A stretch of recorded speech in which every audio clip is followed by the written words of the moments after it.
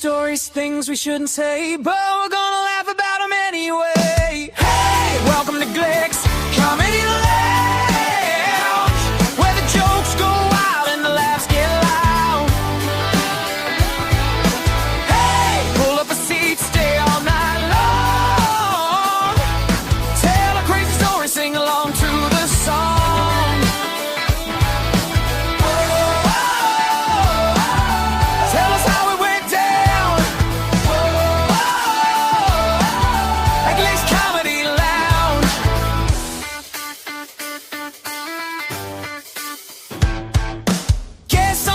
With a wild tale to tell, from the road, the stage, or a barroom hell.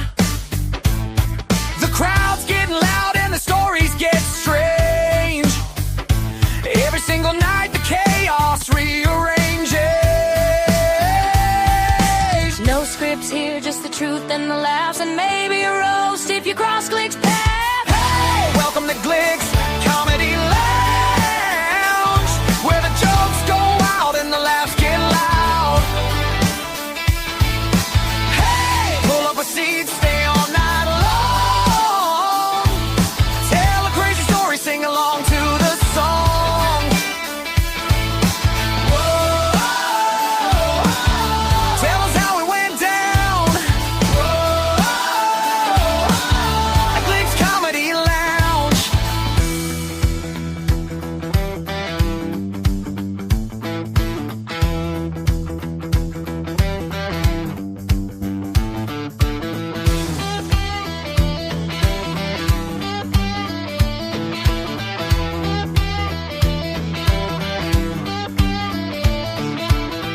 Late nights, loose minds, stories all around. You're hanging out tonight at Glick's Comedy Lounge.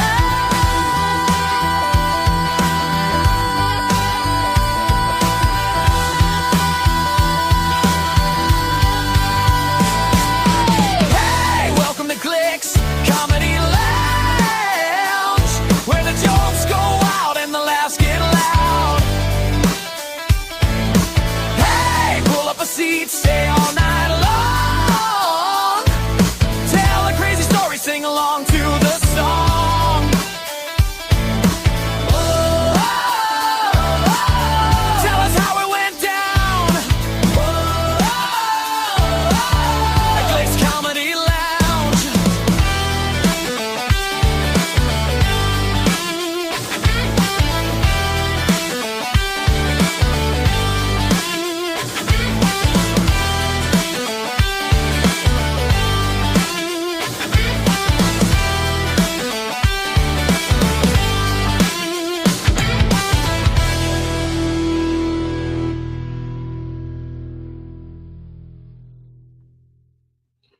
What's going on, guys? How you doing? Happy Wednesday. Yes, it is Wednesday. And you're here on the Nonsensical Network for Glick's Comedy Lounge. Yeah, buddy. A little hump day. Ha-has for you, if you will. Sorry, I'm a jackass. But nonetheless, you guys are here. Thank you guys for being here. Thank you guys for hanging out. Hopefully you're ready to get your comedy on. That'll be more than that. Let's get to the official bullshit, the mumbo jumbo. If you're not already, go ahead and check us out everywhere. bio.link/nonsensical network. That's where you're going to find all them social medias where you guys should be following us already. But if you're not, feel free to. You can check out, you see all the things we're doing, all the things we got coming up. You can watch the replays of the shows. And you can listen to wherever and whenever you want, because we're on all those major podcasting platforms, wherever you listen at. bio.link/nonsensical network. All them links there. Give us a like, give us a share, give us a subscribe. We greatly appreciate that. Don't forget, we've always got the Cash App open if you guys want to help support the network. Feel free to. You don't have to, but if you want to, you're welcome to. And as always, when we're live, we got the super chats going on the YouTube. Another way to help support the network. And you guys have been asking for it. You guys have been real fucking quiet about it, but you guys have been asking for it nonetheless, and it's there, and it's available. Nonsensical Network merch. It's the first line right now. Real simple. But I think I got a really cool logo for the shirts that have the all the shows incorporated on there in some way, shape, and or form. Little hidden Easter eggs, if you will. Live loud, laugh hard, stay nonsensical on the back.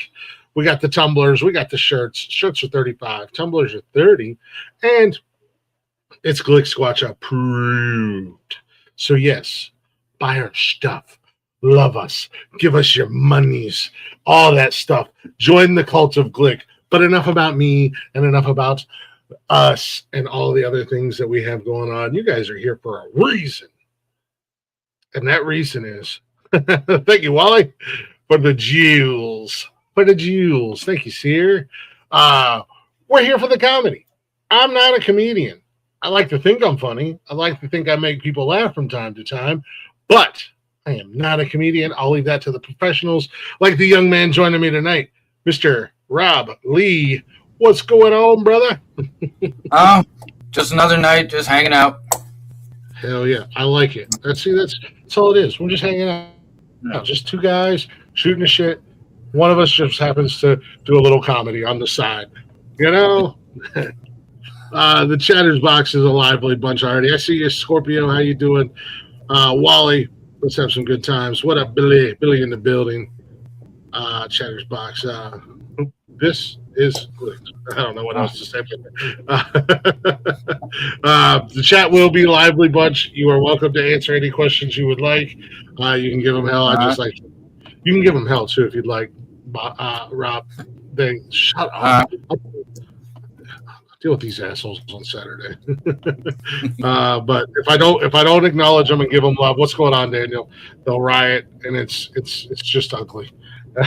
So, any whoosies, back to you, Rob. How you doing tonight, man? Hopefully, weather's holding up where you're. Yeah, it was pretty nice today.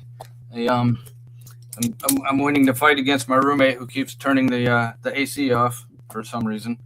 That sounds like justifiable in the court of law. If I grew up in an era watching certain movies where the guy always said, accidents happen every day. Yeah.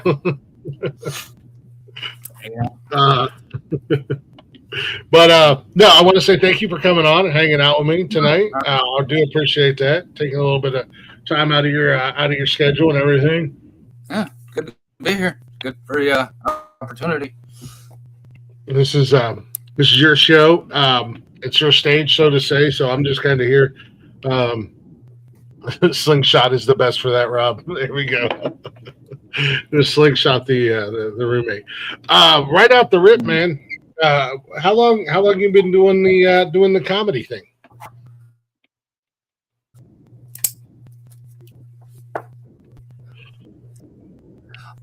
Officially, I've been doing it for about 2.5, almost 3 years now. I've always wanted to do it, but I was a career soldier, and so I just couldn't. If I saw an opportunity, I couldn't be like, okay, you guys go do the Army stuff. I'm gonna go over here and try and be a comedian. Yeah. So a few years after I retired, opportunity came up, and pretty much they have these things around here. They call them Porch Fest, where basically local bands perform. Apparently, I was the first comedian to ever perform at alleged comedian to perform at this Porch Fest, and that was my final figurative kick in the ass. And so I just started going to open mics, and just getting used to. Being a leader, being in a profession where I had to be vocal. I was always kind of the smart ass guy about it, and so I had the public speaking part down.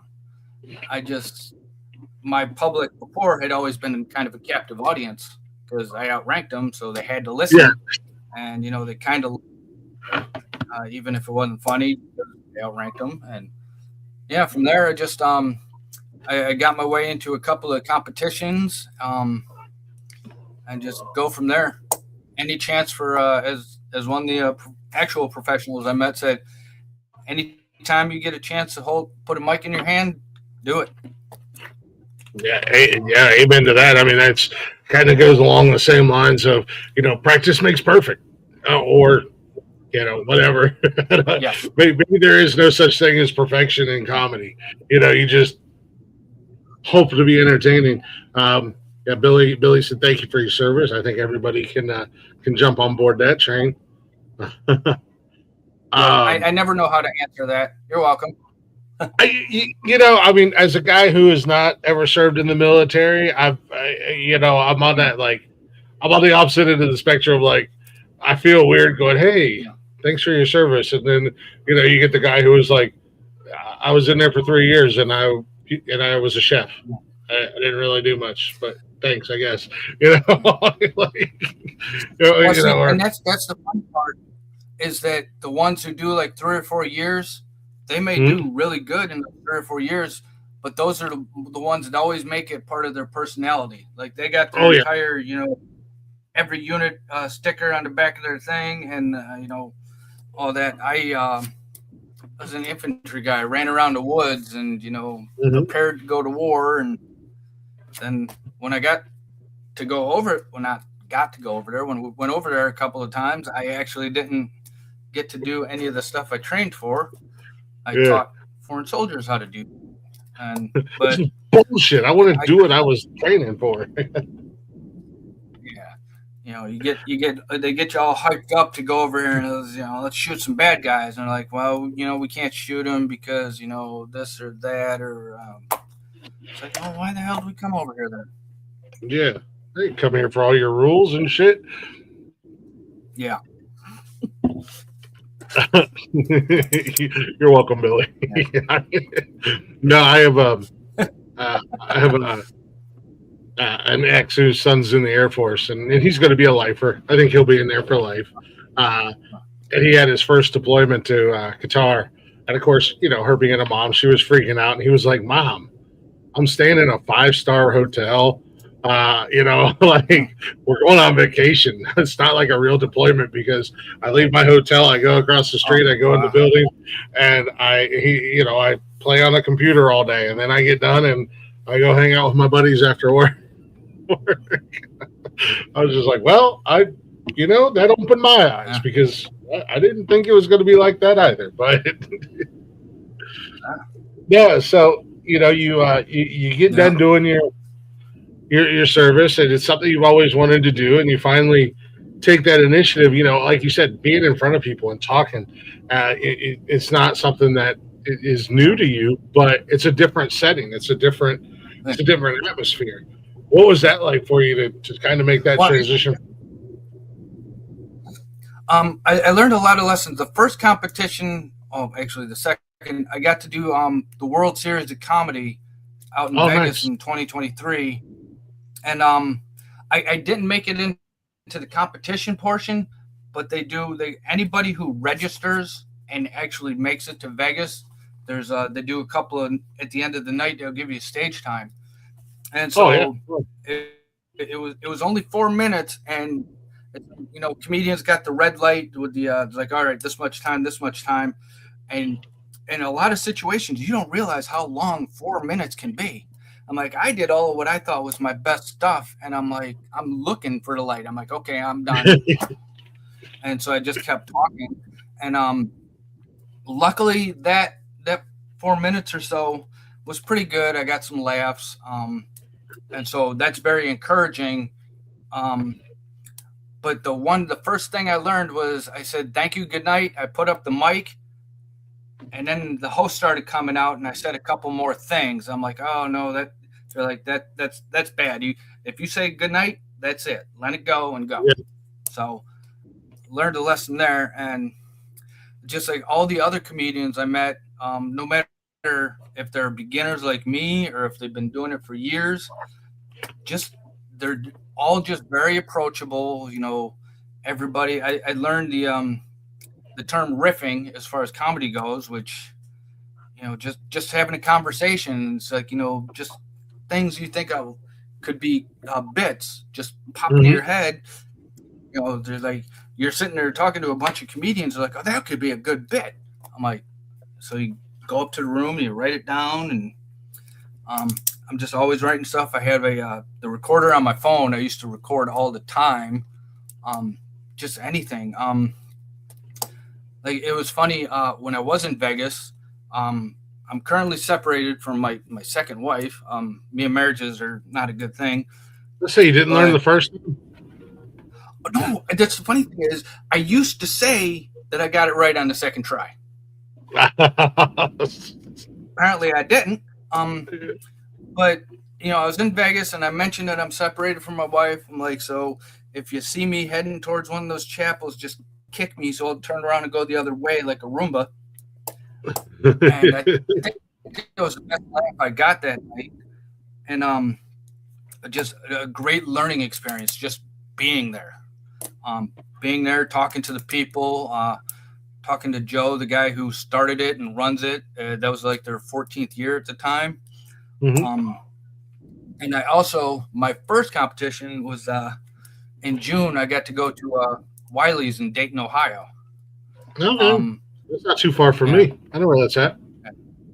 I don't know if they still do it. It was called the fireworks competition or something. They do it in June. So I was there in late June. And it was funny because Wiley's was the first official club I ever did a set in.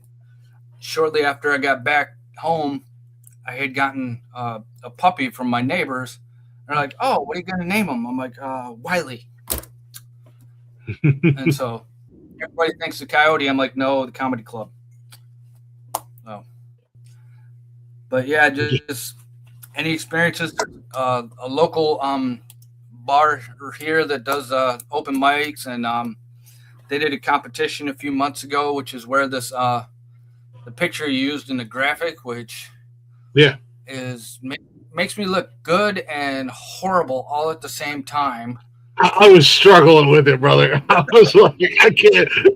It was like a double-edged sword. Either it made you look old, and I'm like, God, he doesn't look that old, or it like was so badly AI that you could just like, there's no way this guy looks like.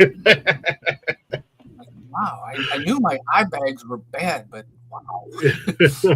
No, and that's the funny thing too is like you're one of the guys who has the big ass beard, and I have been trying to grow just like the Jason Statham kind of like stubble, but I got this like big bald spot. You can see actually pretty good in that picture, and so I'm like, it'll grow in, and that's why I normally have a goatee. Actually, one of my friends, Dave here, he's got the big beard, and the last time I'd seen him, before I seen him again, and he had the beard, he was clean shaven, and so I'm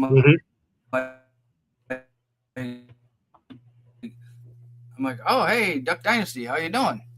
Yeah, my roommate's wife literally thought he was one of the Duck Dynasty guys, and she still to this day calls him Duck instead of Dave. Oh jeez. She told her family, "It's like, oh, I met one of the Duck Dynasty guys," and she went and looked. She's like, "He's not on the show." I'm like, "Well, you never said he was. You just said he looks like one of them." Yeah. God bless her. Bless her heart. Yeah. Oh, and she's great. I spent a total of about 5 years down in Columbus, Georgia area at Fort Benning. And just in the course of, being a career soldier, I met a lot of people from the South.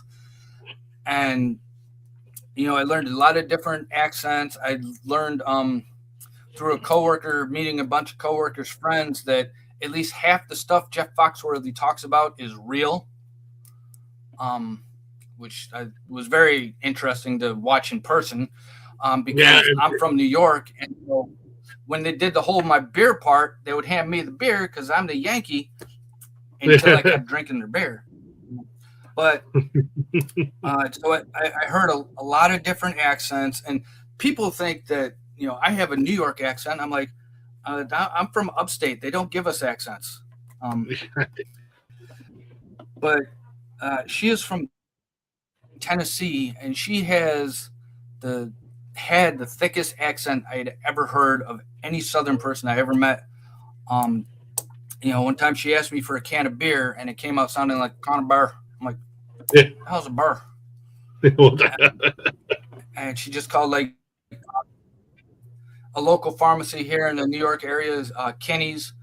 She calls it Kenny's, and getting used to stuff like that. And it's like she knows I talk about her. She's like, as long as I'm not overly prickish about it, she doesn't care.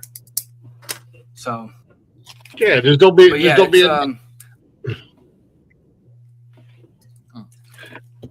Yeah, I actually have the same agreement with my first one. Nice. So Bieber is taking your nipple is real. Yeah, that sounds like that sounds like a country ass thing to have happen. Oh, yeah. Well, it's more like shooting at a something out in the field and hitting a propane tank. Mm-hmm. Doesn't always blow up, but occasionally it does. And that stuff's not just that's not just for the South, because I'm born and bred in Ohio, and it's a hillbilly redneck country thing, whatever you want to call it. You know, I'm from the middle of nowhere here in Ohio, and a lot of those things that Jeff Foxworthy said, or people say about Southerners, well, I hate to break it to them, but Indiana, Ohio, the Midwest were just as bad. That's why I've actually driven her and my friend, who happens to be her husband. I've driven them back and forth from upstate New York to down to Clarksville, and both times we've gone through Ohio. And she's like, "Can we go the long way this time? Because if we have to drive through Ohio, if I have to ride through Ohio one more time, I'm like, it's not bad. It's just, I mean, look at all the stadiums. And, yeah. I one time I was going on 90 going west, and I just happened to go around by Cleveland, and I almost went in to look for the Warsaw pub. And my dad's like, "No, that's not real." Turns out, I guess the building they used, kind of like Cheers, they used the outside of the building, for the exterior shots for the show. And I was like, "Wow!" I actually got to go into the Cheers building, the Bull and Finch pub. That was really cool. But yeah, let's face it, Glick, you're Southern compared to New York. Well, I mean, this is true. I am Southern-ish. Compared to but I also understand and I realize that, if you want to say Southern for calling somebody a hillbilly or a redneck or a country bumpkin, I'm more Southern than most people from the actual South. So now Billy's and there's a lot of people up here. We call them wannabe rednecks. Mm-hmm. They try everything they can to be country. It's like, oh, okay, he must have just watched the latest country video on CMT, and so now he's got, the big truck, he's got the dip can in his back pocket and the giant, rodeo belt buckle. I'm like, crazy. Yeah.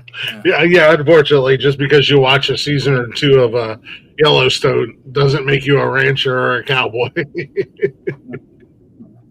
Yeah. But I mean, that's you get people like that. I mean, it's just the same as these idiots who watch like Sons of Anarchy and think that's what a real motorcycle club's like, and it's not. Oh, I've seen it. Sometime I'll have to email you the picture or something. I used to play when I was at Fort Drum. I finished my career at Fort Drum. And I was fortunate enough, growing up in upstate New York, my three brothers played hockey, but I never did. And so towards the end of my career, I was fortunate enough to get to play sled hockey, which is a lot of fun and a lot of work at the same time. Yeah.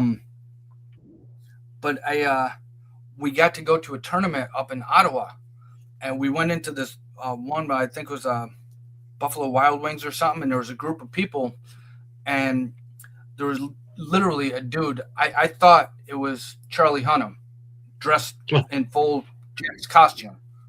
I'm like, it wasn't. It was just a really, just like the one time I went to watch wrestling in Columbus, Georgia. That was back in the early 2000s, and Stone Cold was on the show, and there was a dude a couple rows in front of me. He had the shaved head, the Stone Cold shirt, the jean shorts. He even went so far as to be wearing knee braces because it was at that point in Austin's career. Yeah. I'm like, he's dedicated to the part. That's crazy.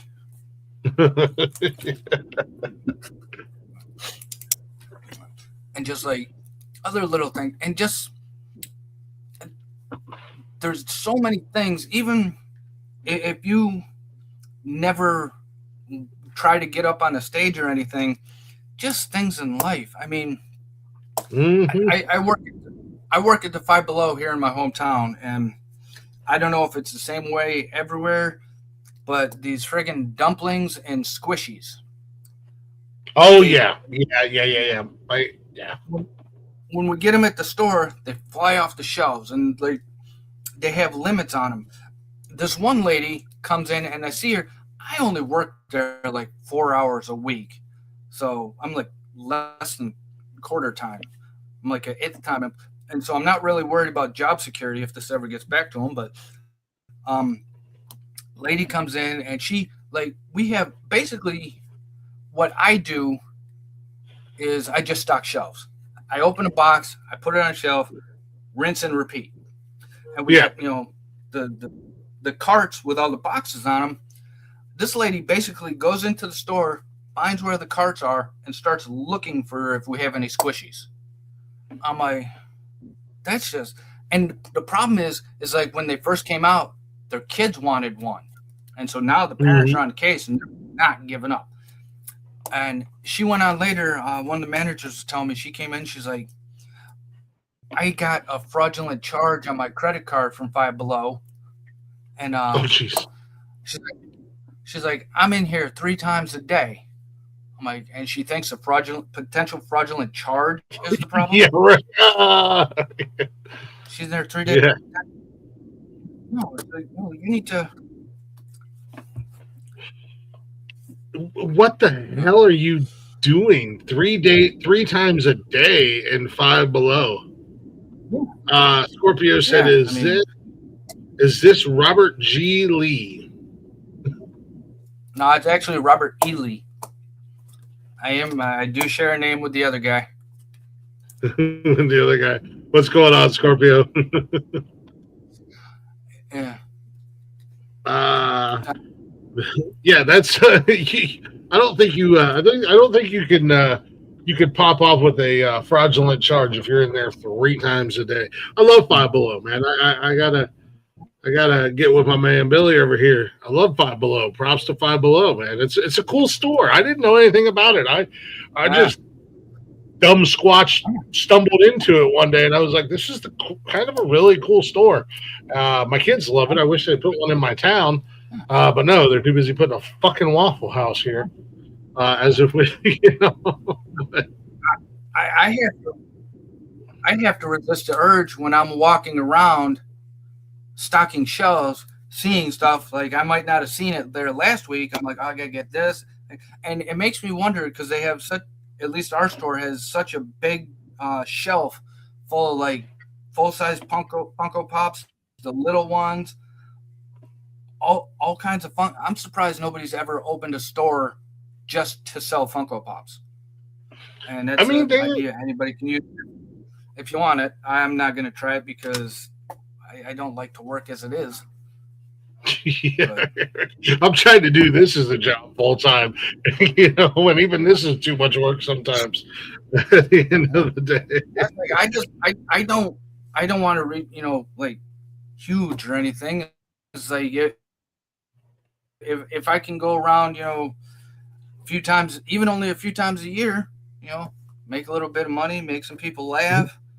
That's great. That's all I just like to make people laugh. I've always been sarcastic, and I love Waffle House. Going there sober is weird though. Yeah,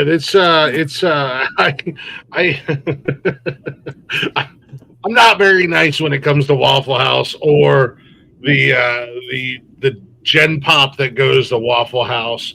I have my feelings about that place, and if anybody would like to dive into that, feel free to ask me on Saturday night. Yeah, Uh, the girls at the girls at a lot of Waffle Houses do that. Unfortunately, one of my I the first time I went to Waffle House was down in Valdosta, Georgia, after a night out, and I was like, this place is amazing. Of course, everything tastes better when you're drunk. So, but I was like, yeah, just hang out, and it was in that area, and everybody knew the particular group of people that I was with, all friends of my coworker, and so they, all of the horrible things you hear about Waffle House didn't happen at this particular one. So I never got to see any of the backup dancers for Jerry Springer in person. Yeah. We were spoiled. We were spoiled here in my hometown or my town where I'm from. We had a place that nobody's ever heard of unless you're here, called TJ's, and it was open 24/7, and it was country cooking, and everything was made from scratch. It still is. The only downside is that filthy C word COVID ruined it, and now it's no longer 24/7. But that's where we always went after a night of drinking, and everybody was in there for the same meal because it was delicious and it was amazing, and everybody was fun, and the waitresses and the wait staff were awesome. So we never had any issues. But I've had a few experiences at Waffle Houses, and I'm just like this is a Jerry Springer true crime episode all in one. Like it's like the lowest of lowest life forms are in here, and now I'm associated with them in some shape or form, and the food's not that great in my opinion. But again, if you want to hear a tangent about how I feel about Waffle House, ask me on Saturday night, and that's where you'll get my Waffle House tangent and rant. Tonight's not the night. My daughter, when I have my daughter on the weekend, she'll wake me up and ask me for waffles. And so I was telling her about Waffle House. I was like, she was about 1 when we were traveling from my sister-in-law's house, and we just happened to stop there. And it's like, yeah, you were 1 the first time you had Waffle House. And, I was telling her about you can get a waffle the size of your head. And she's like, no, I don't think I want that much waffle. I'm like, nope. But I like up here. I know it's in New York. I don't know how far south or any other direction it goes, but Cracker Barrel. Oh yeah, we got Cracker Barrel.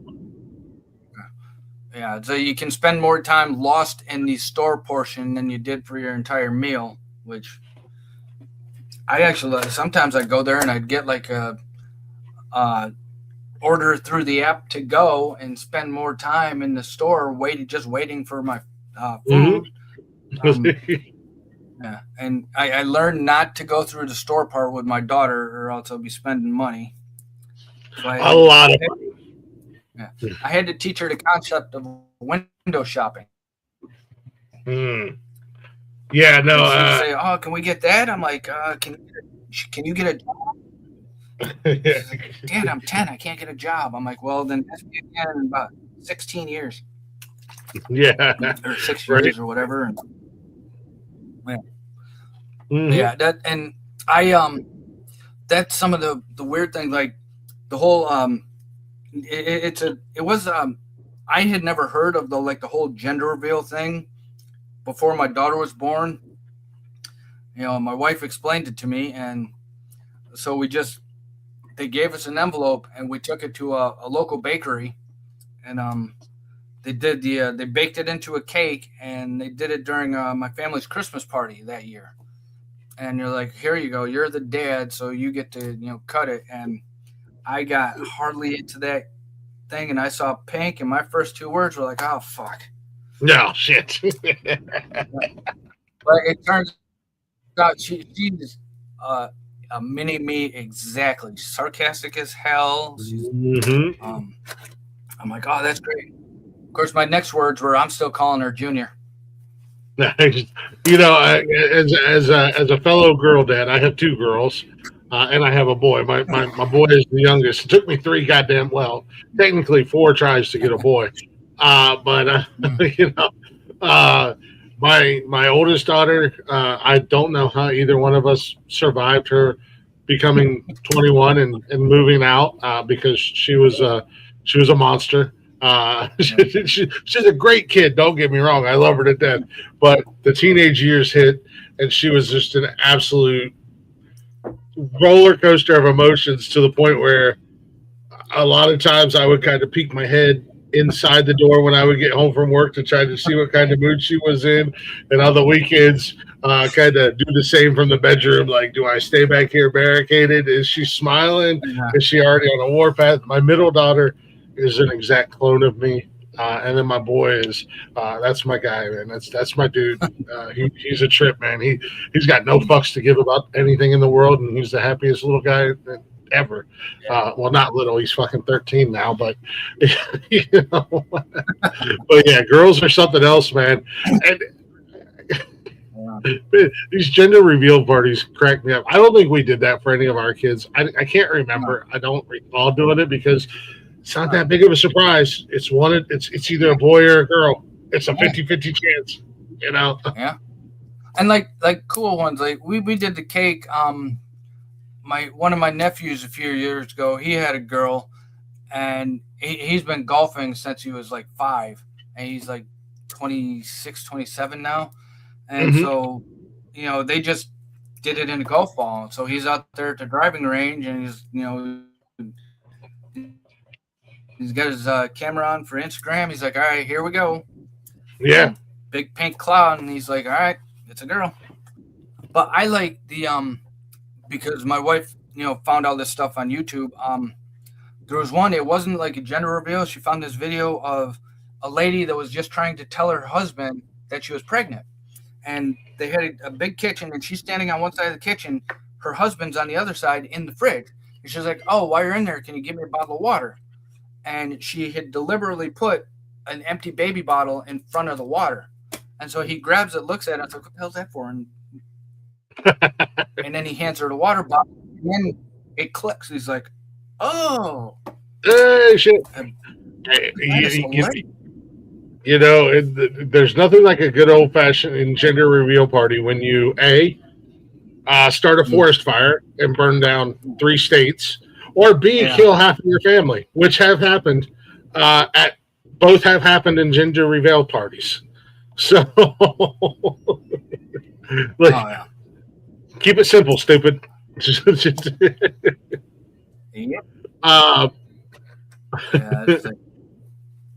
What's going on, Hans? Yes, I do got Legendary Junior. Hell yeah, I appreciate that. How you been, stranger?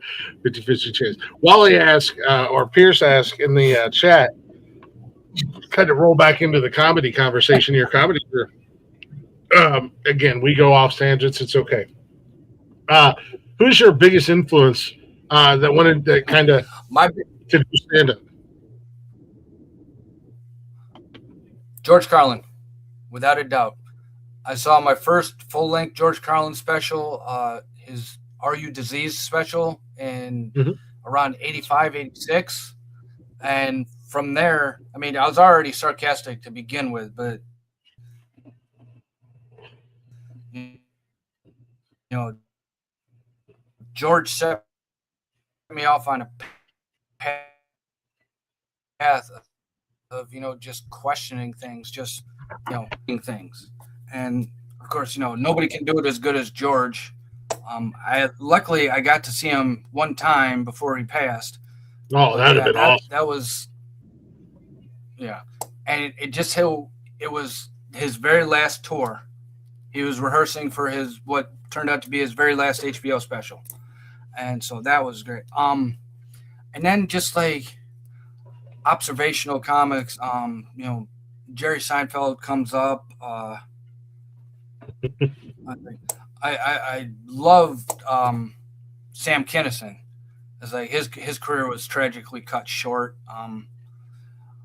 But just the whole screaming thing, and kind of like, not a lot of people do that now. I don't think there's any comedians that really do that. It's just like some people have hard enough time just building up the courage to get on the mic and to get it down to such a science of like, when to do it, when not. Other guys like, Bobcat Goldthwait, just that his balancing act of, just talking and, his whole screaming thing. But yeah, mostly George Carlin. From there, that was it. I mean, there's so many others now. The blue collar guys are all great. Especially Bill Engvall. I think he was my favorite of the blue collar guys. Yeah, I think Ron White and Bill Engvall were two of my favorites. I love Jeff Foxworthy, but that shtick just got old. The same thing with Larry the Cable Guy in the beginning.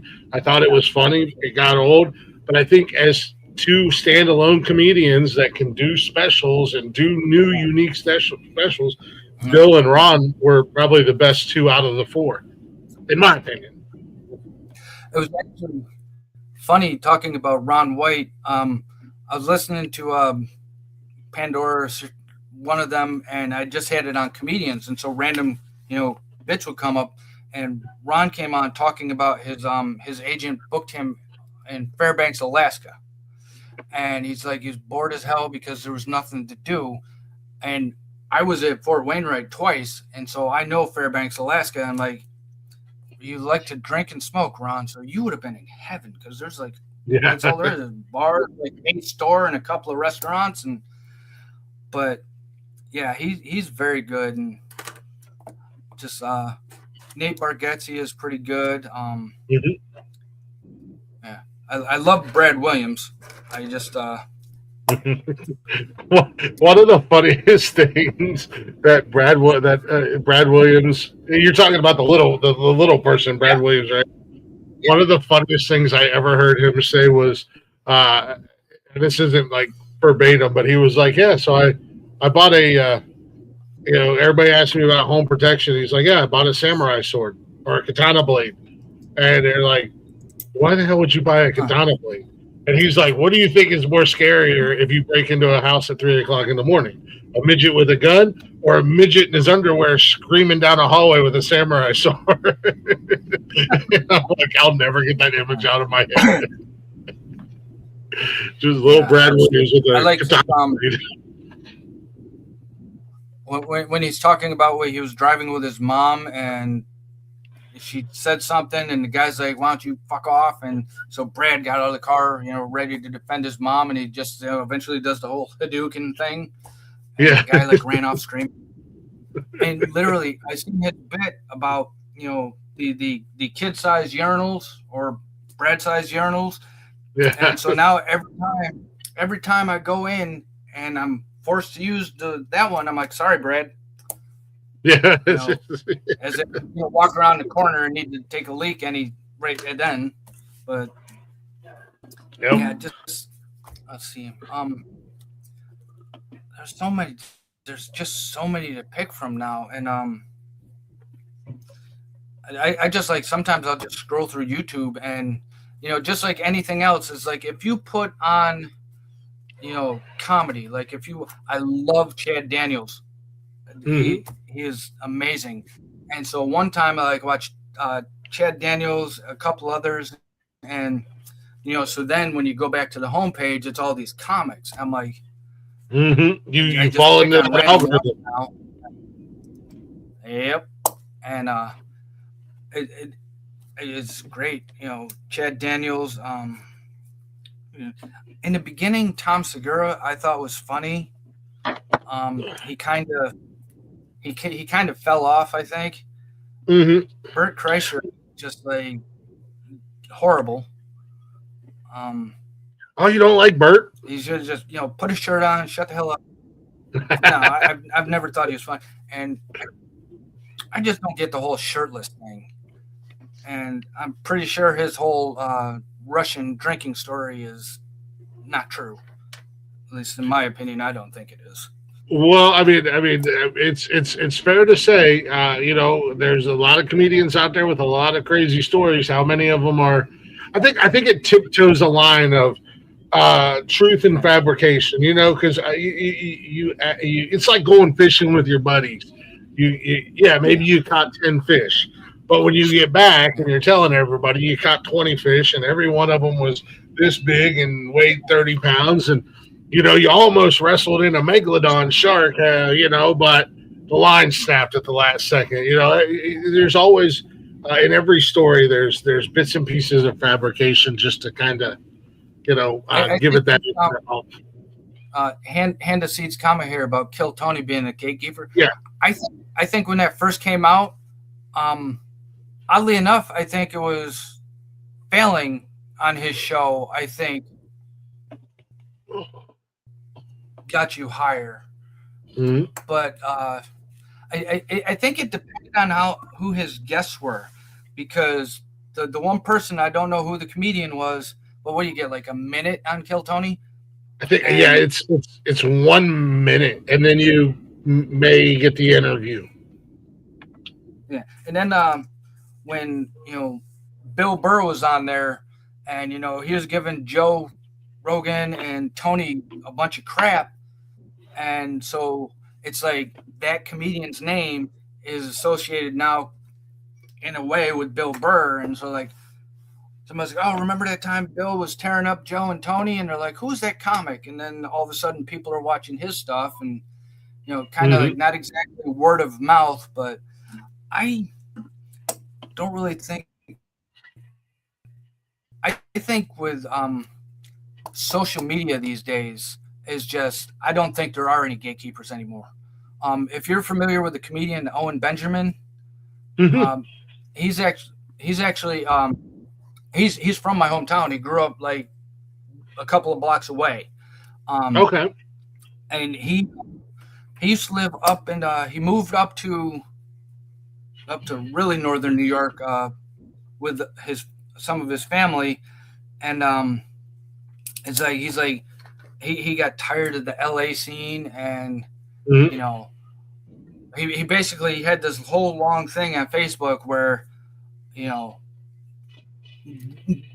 are no more gatekeepers. It's like somebody came along and smashed the gate, and now anybody can get in. And I think 100%.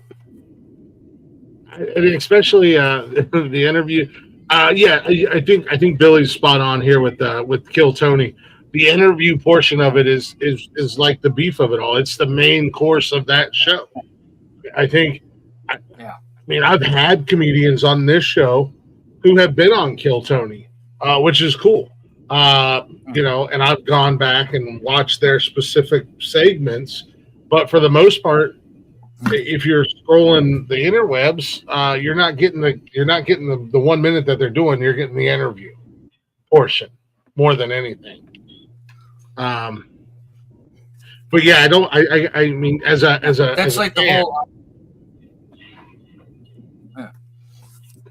It's like with Matt Rife. All his stuff was specifically crowd work, and that was all his YouTube stuff was, until he eventually, got his own Netflix special or whatever.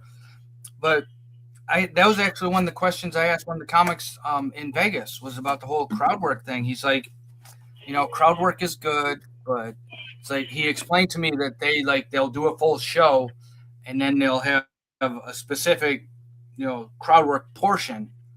So that's like separate, or like a Q&A afterwards. Like another one of the comedians that does it is Steve Hofstetter. And he's great. In the beginning, all I seen was his crowd work stuff, and then I got to see more of his longer bits. So again, it's like a lot of people didn't think that Matt was that funny. They think he says too many controversial things. I thought he was pretty good. He's obviously not the best comic out there, but he's good. I think he should, he's much better with the crowd work aspect of it. And some people can, carry a whole hour. I don't think I could, because like at some of the open mics, I'll say something, and when you're doing an open mic in a bar, it used to be the one on Thursday nights during their dart league night, and so everybody's over at the dartboards, and there's a handful of people, and so if you say something and it doesn't land, it's like, or there's no reaction, it's like, well, that just sucked, and so you go on to something else. Whereas like some people, I'm not to the point yet where I have prepared to, like, if something doesn't hit, to immediately jump to something else. Yeah. That's one of the things I have to work on, because like I did at the local, there's a Funny Bone here in Syracuse that I've done a couple of their competitions there, and the second one I did back in like March, I think. I talk about my name. My name is Robert E. Lee, and I grew up in upstate New York. People have been calling me General since before I even knew who the other guy was. So yeah, I came with a built-in nickname, and I just talk about that. A bunch of my Southern friends hate when I say I'm living proof the South will never rise again. And little things like that. And I was like, there was a large portion of the front row was there to support one of the comedians competing, and the whole front row just happened to be people of color. I'm like, oh, I can't talk about my name because definitely not, the right crowd for that. But then the host introduced me as Robert Lee, and so I'm like, oh, shit. Oh, damn. But so I did that. I got the lack of reaction that I was expecting, and I just quickly moved on to something else. The one time that worked out for me, and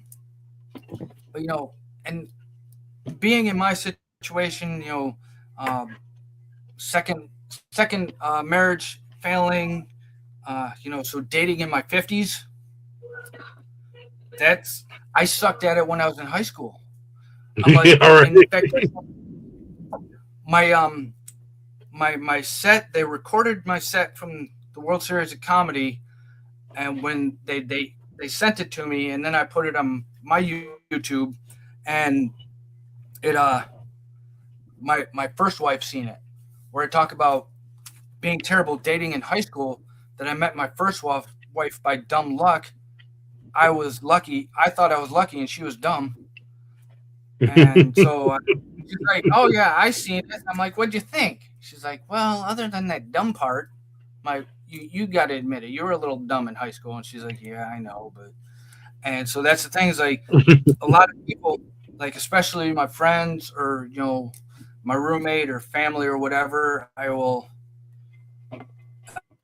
ask permission to talk about them, or there's certain things that somebody will remember one way, but if you ask a family member or a friend about it, they can add in more details, which can make a bit better or worse, or and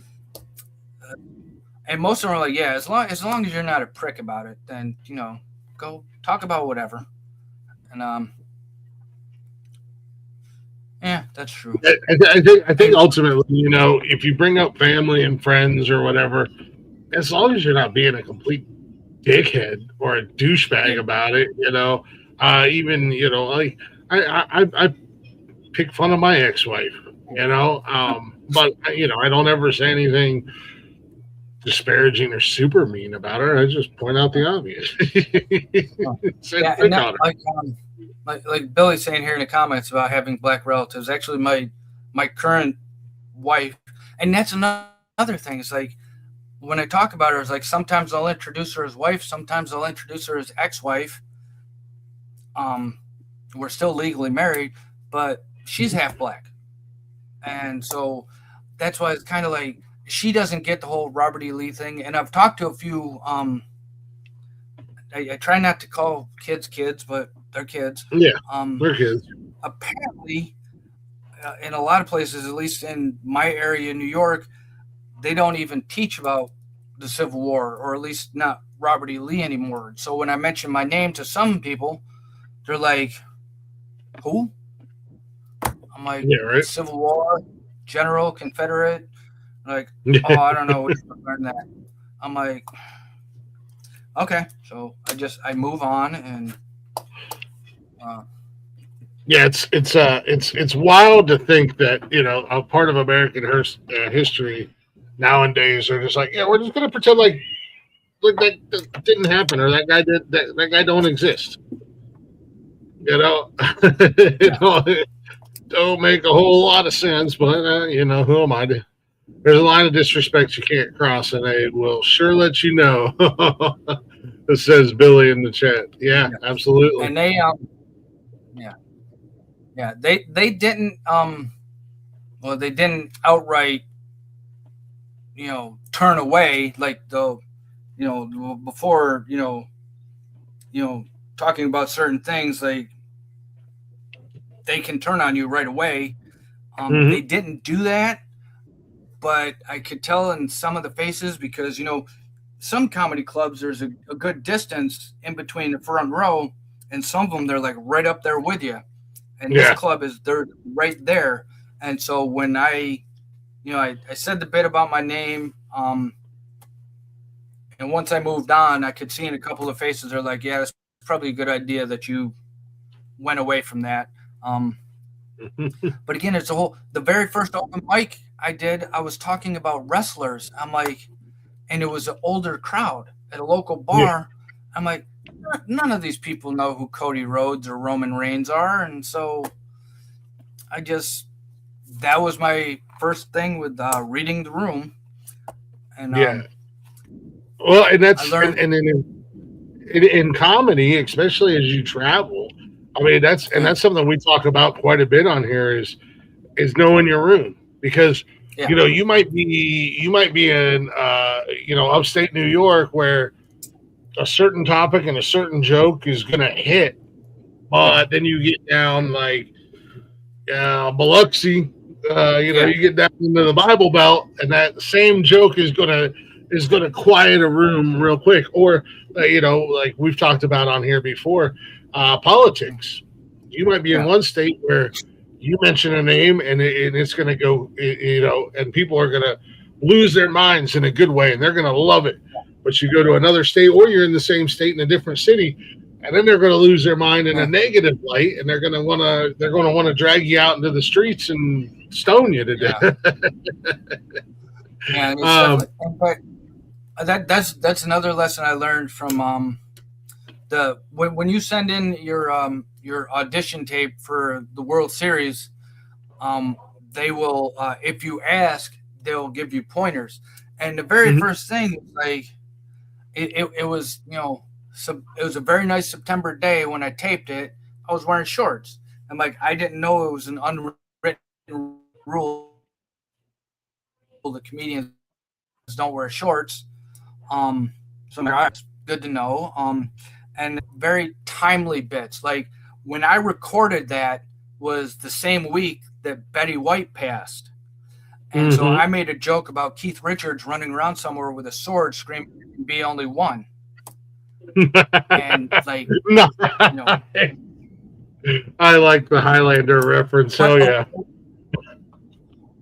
a week later, I can't use that anymore because it's no longer timely. Or Hmm. there's, a certain, expiration date on certain things. Yeah. And that's another thing being older. Like there's a college here in Oswego, and you know some of the other workers, most of the other workers at the Five Below are college kids when college is in session, and Yeah. so it's like some of them get the references, some don't. And another thing I use is age. Um, I use it as both something to reflect experience and something to kind of one of the very first things they told me was like, when you make fun of people, if you can't make fun of yourself first, you have no right to make fun of other people. And Hmm. so again, all these great lessons, and there are some people who would charge you to watch a 10-minute video on YouTube just to learn all the stuff all these other comedians really gave away in Vegas, in Ohio, anywhere I talk to anybody else. It's like, there's some people who like, don't even talk to me. You're a rookie, go away. But one story I talk about is after I retired from the Army, I was 42. And so I go back to college in my 40s. And I'm sitting there talking to a group of the kids. Again, I try not to call them kids, but they are. And this was probably about 6 months after The Force Awakens came out. And so, it was no more spoilers. Everybody knew. And so I'm just talking to them. I'm like, oh, yeah, the part when Han died, it was like somebody ripped out my childhood and stomped on the floor. A girl looked at me and said, oh, my God, my dad felt the same way. Ouch. It was the exact opposite of George Costanza walking away on a high note. I just stopped talking and just disappeared. Huh? And that bit kills when I'm talking to older people because they're like, yeah, we have those issues where, we talk about like, people growing up. I was told by my father that when he took us to see the very first Star Wars, I was 5.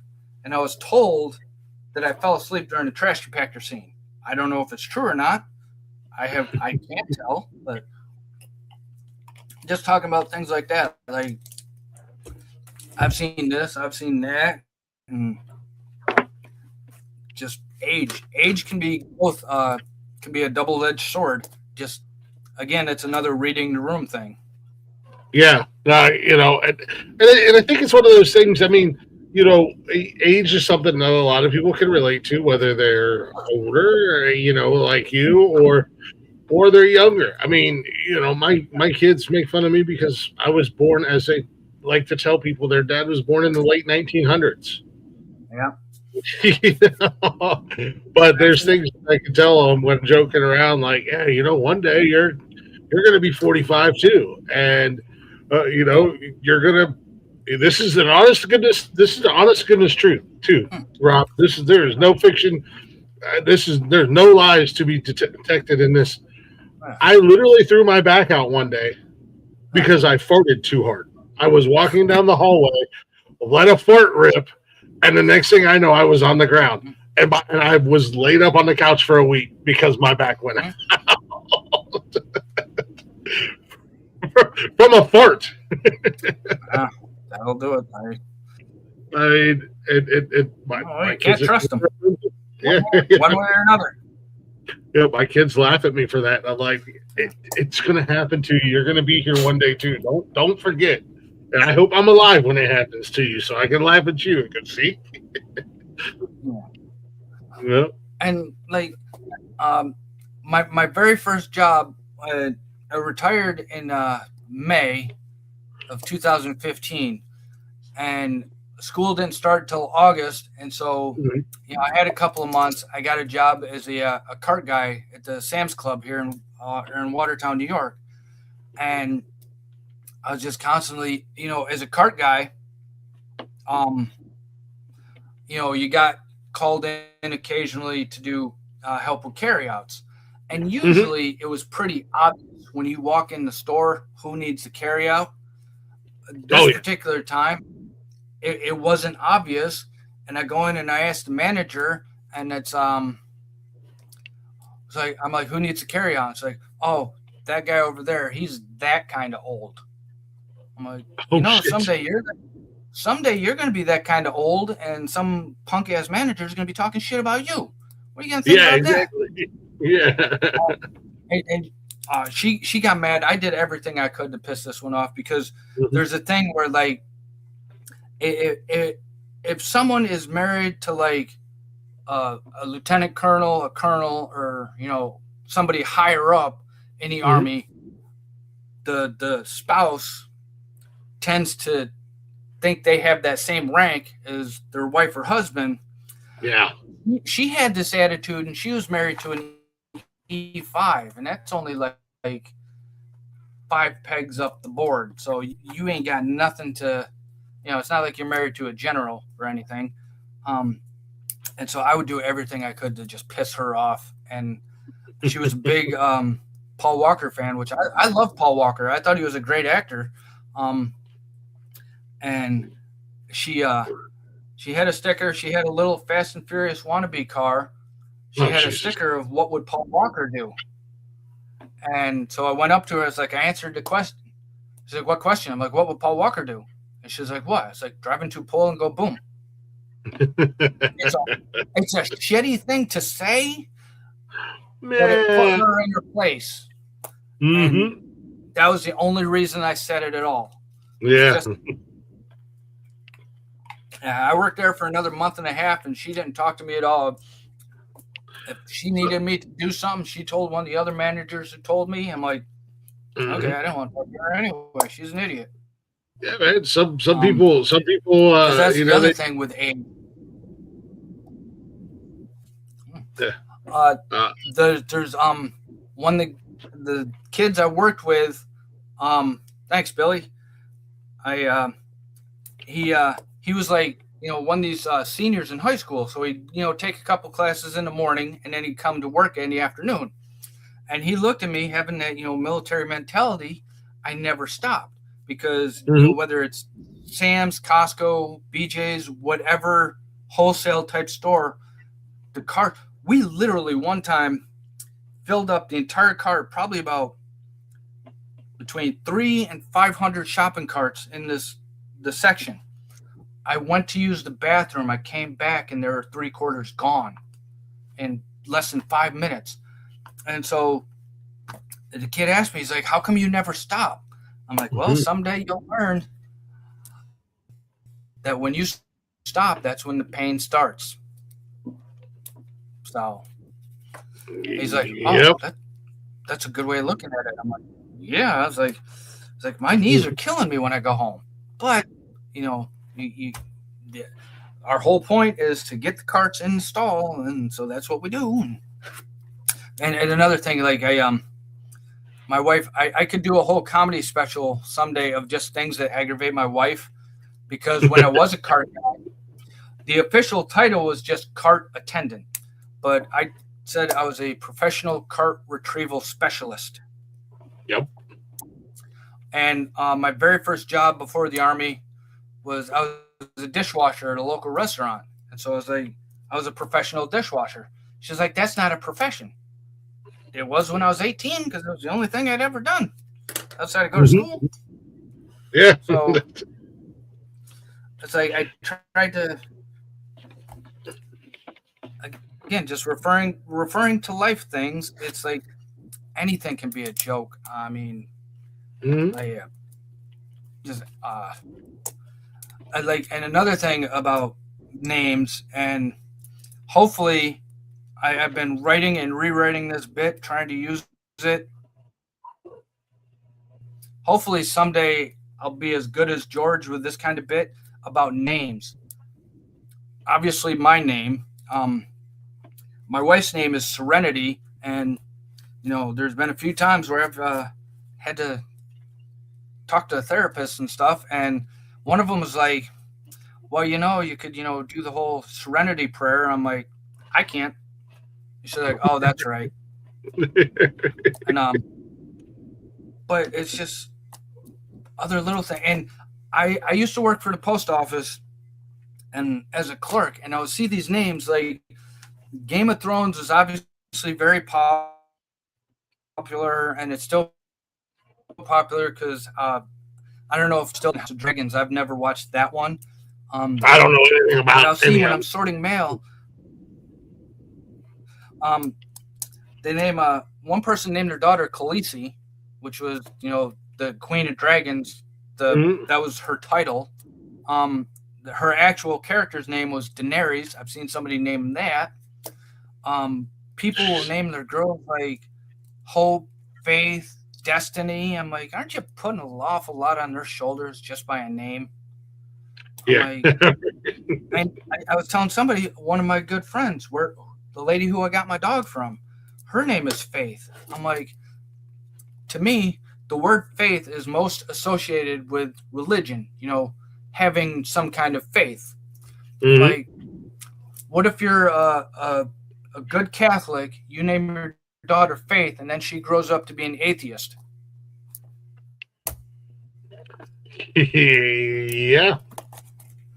See? And that George does to me. It gets me to think about shit. Yeah, I mean, ain't nothing wrong with it. Other name, her granddaughter's name is Journey, and so I've been working on like every possible Journey song I can think of. To like, okay, her name is Journey, so she's already destined to meet a boy raised in South Detroit. Just turning in there like trying to work in faithfully, open arms, and all of the separate ways, all of the well-known Journey songs into this. And it's like I haven't tried to do it on stage yet because I just don't feel I get it right. And every time I mention it to somebody, they'll throw another song at me. I'm like, crap, I forgot about that one, and so now I got to go back and rewrite it. And so it's just just one of those things. Like anything you do, like you mentioned earlier, practice makes perfect. And so you write, whether you're a comedian, an author, a screenwriter, any of that stuff. I mean, you just got to keep working at it, and you throw it out there. If it doesn't work, hopefully you get enough feedback to know that what parts what worked, what didn't. And I've even heard I heard Wiley's there in Dayton. I've heard that Dave Chappelle owns part of that. It's a good possibility. He's down. He's from and lives down in that area, somewhere around that part of southern Ohio. Yeah. And so somebody had said that the person who told me he owns part of it said that he pops in every once in a while. If like he's working on new stuff, he'll just pop in. Oh yeah. And he'll go. He won't cut anybody off, but he'll go up on stage and just workshop his stuff.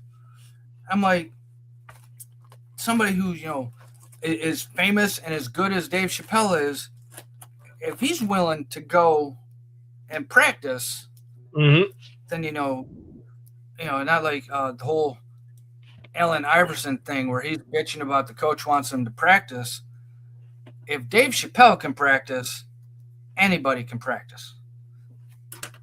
And yeah, no, 100%. And one of the things that I bring up on here a lot, especially with the comedians, is the whole aspect of open mics. Now, me being a fan and not being a comedian or a stand-up comedian or anything like that, I think that open mics they're great for you guys to practice. You got new material, you got something you're working on, throw shit at the wall and see what sticks. But I always ask my comedian guests or my guests on this show, what are your, because you get a lot of different opinions and views, but you personally, what are your thoughts and opinions of the open mics as we're talking about the practicing thing? I love them. It's because anybody can do them. There's one, a guy I actually met him at college because I took one of his classes, but he's a local musician and he'll put on variety shows. And I just happened to see it on his Facebook page. And I'm like, oh, you got any comedians? He's like, well, you can be the first. And just that, even though that's practice, because again, it's an older crowd. And all these people, they're there for music. And so, but the whole open mic thing, there's a lot of people with open mics who will use their notebooks. There's a lot who will have a timer on stage, whether it's their cell phone or if they got a smartwatch with a timer. And there's some, again, whatever works for you. Some, because most of the one open mic I go to, they give you like 5 to 10 minutes. Oh, wow. Some people, they'll just be reading it. They'll have like their index cards or whatever on the stool. And if something, they'll tell a joke, and good or bad, they'll go over as they're Mhm. taking a drink of water. You can see them writing something real quick. Yeah, And taking a look. yeah, because I try. The mistake I make a lot open mic is I try to go out there as if it's already a completed 5 minute set, and Mhm. that's where I stumble a lot. I actually seen about 2 years ago, I got to see Steve Byrne, and he, like a lot of comedians, was practicing for an upcoming special he was taping. And so he Mhm. had an open notebook right there, and he referenced it several times. Like, yes, I'm reading notes. If you don't like it, you bought your ticket. Too bad. Yeah. But Sorry George about your Carlin luck. even mentioned it during that one thing. He's like, I'm practicing for my new special, so I'm reading notes. Plus, I'm old. If you don't like it, what are you gonna do? Yeah. Sue me? Yeah. But back to the point is everybody has their certain style. True, open mic doesn't always necessarily mean comedy. There's a lot of musicians, um, but practicing, going up there with a notebook, Mhm. and just some people will even sit there and just read their cards, and that works too. Um, there's been a few because I've noticed they always have a stool or a little table or something. You put your drink on or whatever, and you put your Mhm. your notepad there. Some people will pull it right up next to them, and so that way they can be talking and they can look down and come back up. And those are Yeah. the other people that are they'll say something if they get a laugh, they'll scribble something like maybe they got their own kind of shorthand. They'll like scribble like good, bad, or a quick note, and Yeah. that way it's constantly evolving. Um, and again, as I know these are things I know that I have to work on myself. Um, but again, it's all a learning process. Um, actually, Owen Benjamin told me the story once. He went to college up somewhere in the Canton, New York area, Mhm. and he did a show at his college where it was in the open cafeteria Bay Area.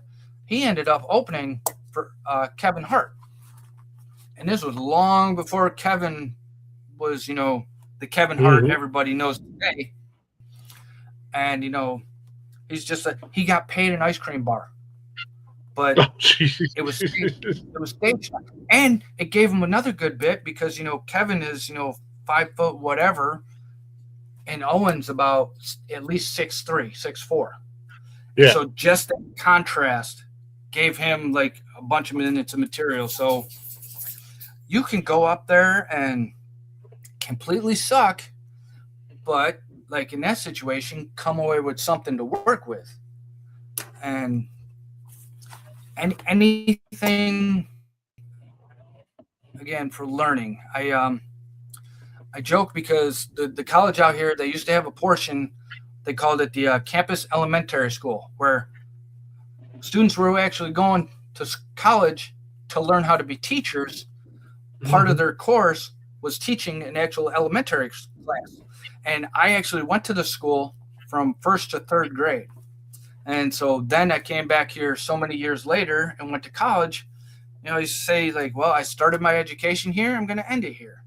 But whether it's comedy, music, doing interviews for a podcast, anything, if you're not learning something, even if it's not related to something you want to do as a profession, you always, if you're not learning something at least once a week or so, Mhm. then you're probably not doing it right. Well, And I tell guys that the guys I work with, my day job, I'm a blue collar guy. I work in maintenance, and all the guys I work with the exception of one, are younger than me, quite a bit younger than me. And I tell them all the time, I learn something new every single day, whether it pertains to work, yeah, life, whatever. I mean, I told you right before we came on, we were backstage. I'm currently learning something new right now because they just upgraded a website that we use to upload our audio onto the podcasting platforms. They just did an upgrade, and I don't like it, but I have to relearn it. So, I'm literally, as we were getting ready to start the show, I was learning something. But not only with the practicing of your mics, or not your mics, your jokes and stuff with open mics, and this kind of is a two-part. This is kind of a statement and a question. My brain works weird. Just hang with me. You also helps you build that stage presence, because that's, as important as your timing and your jokes and stuff like that, you got to have a stage presence. And I think that open mic is great for that, and it builds that confidence up for you to be on stage.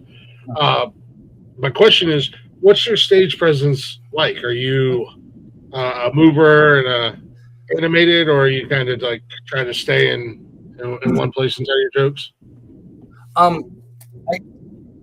I currently move around way too much. That's what one of my friends, she watched my set from Vegas, and she's like, stop moving so much. And it's like, I know some of the professionals, they'll talk a little bit in the middle, and then they'll go to each side, just to, so they're not. But there's other comedians like Tom Papa. He just stands there and holds the mic, and he'll like move a little bit, but he'll hold the mic and lean it. There's this all kind. I try to be animated. I try to, use my hands. There's some material I'm working on for almost a year now. I've been in bowling leagues with my roommates. Something to get out of the house. And there's just so much material about bowling that I'm working on. Was it Billy said the comments? I think Billy's asking for advice. What I was told him to sing like is just do it. You're never gonna know unless you do it. Because like I make a lot of references being an older guy, and a lot of people don't get them. And so I asked one of the comedians, I'm like, what do I do if they don't get the reference? He's like, just keep going. It's like they're not going to get everything. Some comedians will be like, oh, Google that later, Junior. Yeah, right. But to what Billy's asking, I'm still here. My camera just go. I just bumped the camera. Give me. I'm still here. I'm listening, and I can hear you. I'm gonna fix my camera real quick. You just the only way you're gonna learn is just to go and do it.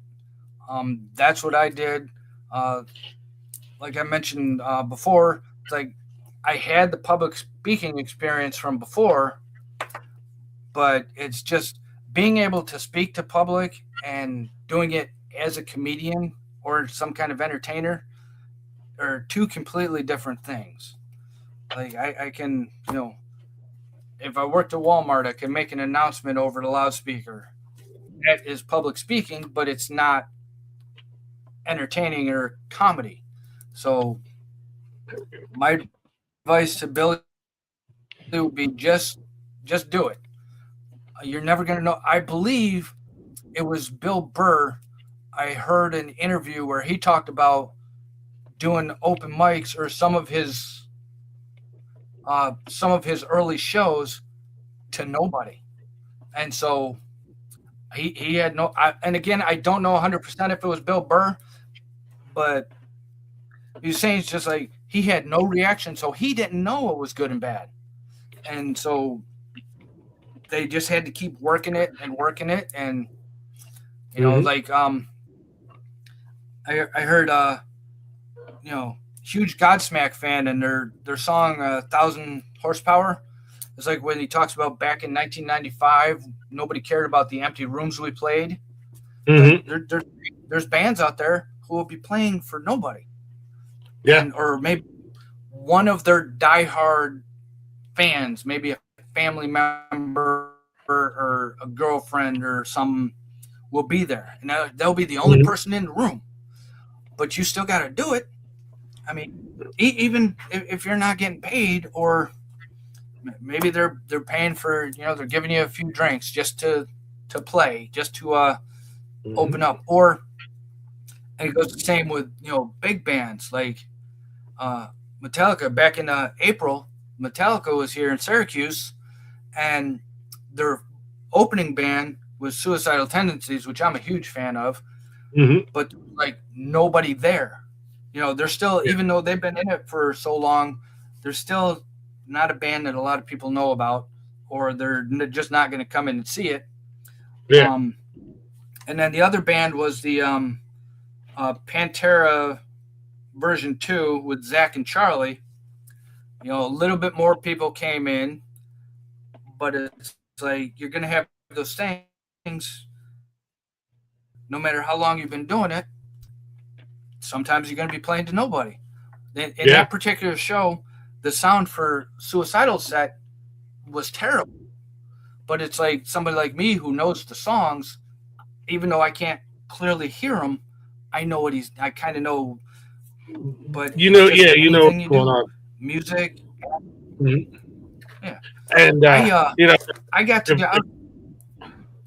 I was going to say, if I can real quick, throw my 2 cents on what Billy asked. I agree with you 100%, Rob. That's one of my big things that I tell everybody. And I tell people this not to be a dick. I tell people this because I was in that same situation before. And it was a come to Glick conversation that I had to have with myself was, don't talk about it, be about it. Billy, and to kind of, again, agree with what Rob's saying, I've done shows on this network that I thought were going to be absolutely pointless. And what am I doing? I was just so far out of my lane. Men's mental health, outside of a guy who's lived it and dealt with it. I'm not a professional. Unfortunately, the show's not. We're not doing the show anymore. But it was more popular than what I thought it would be. There's some nights I'll do shows and there'll be one person watching.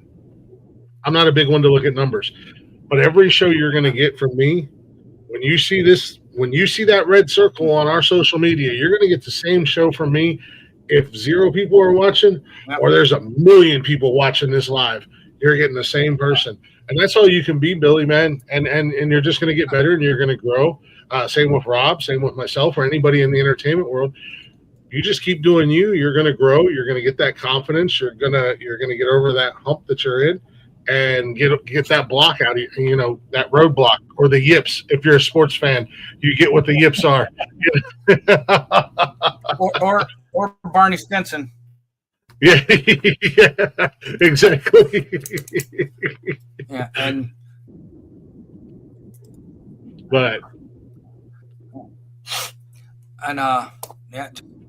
just keep pushing. And I did one of the things. One of the head guys for the World Series, he does a class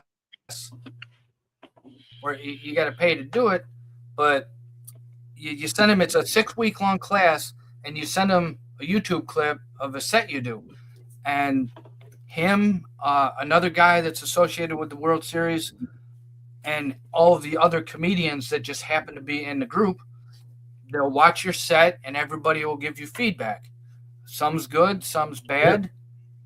But it's like, because a few times I couldn't get out to open mics, and so he had told me just set up your camera, do your material as if you got a crowd.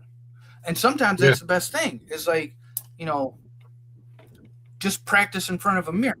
That's what everybody keeps saying. It's like, practice in front of a mirror. Set up your camera, do your best, and then watch yourself.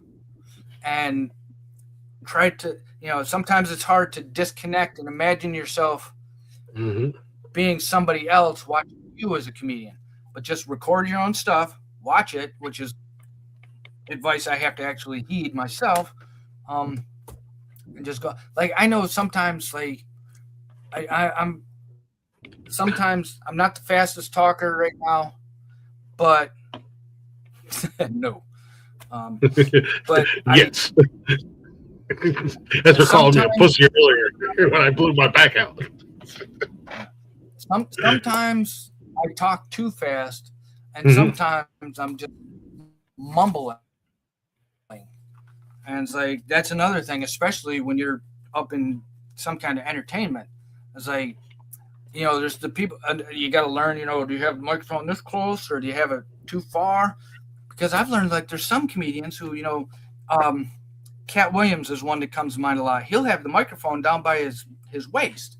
And, either is he just projecting that well? And, Cat's kind of a louder guy anyway, if you watch any of his stand-up. But then I learned, Christopher Titus, who's one of my favorites, who I actually got to watch. I got to meet him.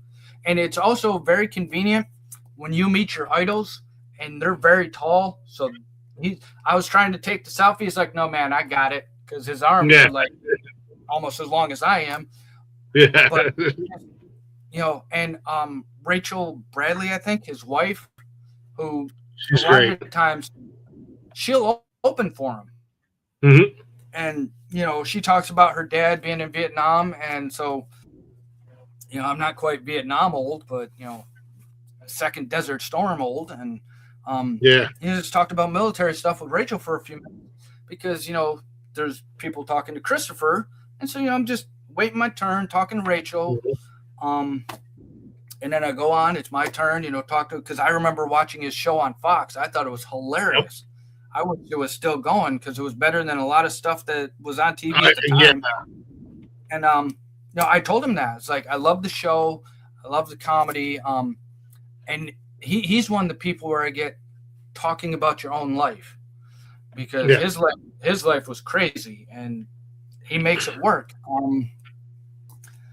So just going there, and they say, sometimes meeting your idols is a letdown, but I haven't noticed that. The local Funny Bone here, every comedian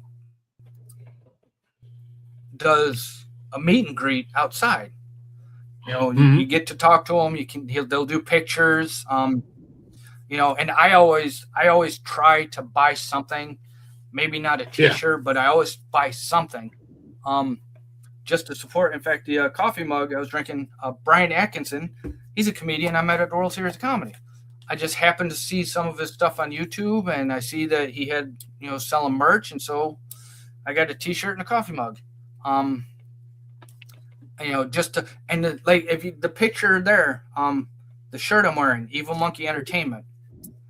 I came up with that because our daughter was born 2016, Chinese Year of the Monkey, and so I still to this day call her Monkey. Her name is Evangeline, and we call her Evie. So Evie, last name Lee, L.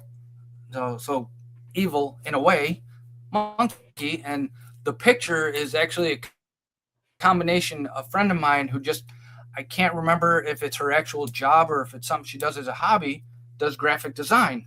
And so I sent her a picture of one of my daughter's school pictures and a picture of a tattoo I got for her and the evil monkey from Family Guy. I'm like, can you combine all three of those? And the picture on that shirt is the one that she came up with. I'm like, that's freaking awesome. I was like, and so I'm not at a point now where I have any merch to sell, but when I do, I just want to, if I buy something from you, someday you're going to buy something from me, and just keep the cycle going. Yeah, no, and that, and I agree with that 100%. Just to go back to the Christopher Titus thing, about a year and a half, maybe almost 2 years ago, him and Rachel came to the Funny Bone here in Columbus, and Christopher Titus is one of my all-time favorite comedians. I've always liked him since I was younger, growing up. Loved his television show. That was one of the first times I've got an opportunity to see him. I'm going. Other opportunities were there, but one thing or another happened.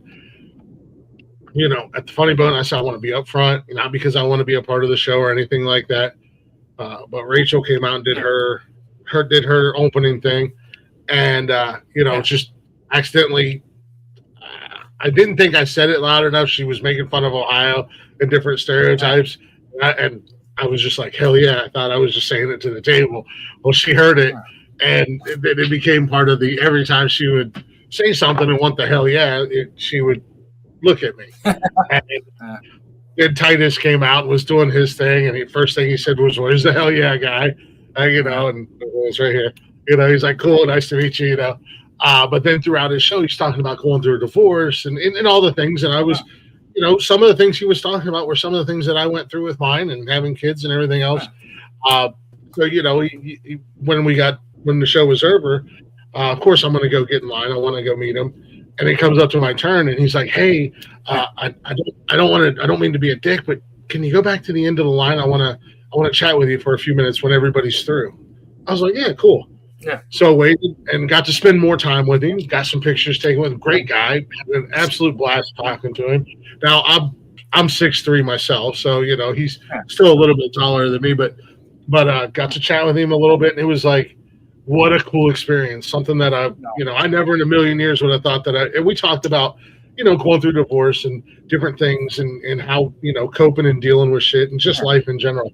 Such a great guy, such a cool experience. He's a dream guest for this show. I don't know that it'll ever happen, but he's absolutely one of my dream guests. But to have that experience with him was really cool. And to hear somebody else have a positive experience with him as well is awesome. Yeah, and I just, again, going back to Vegas and just all those comedians, they didn't have to say anything. Mm-hmm.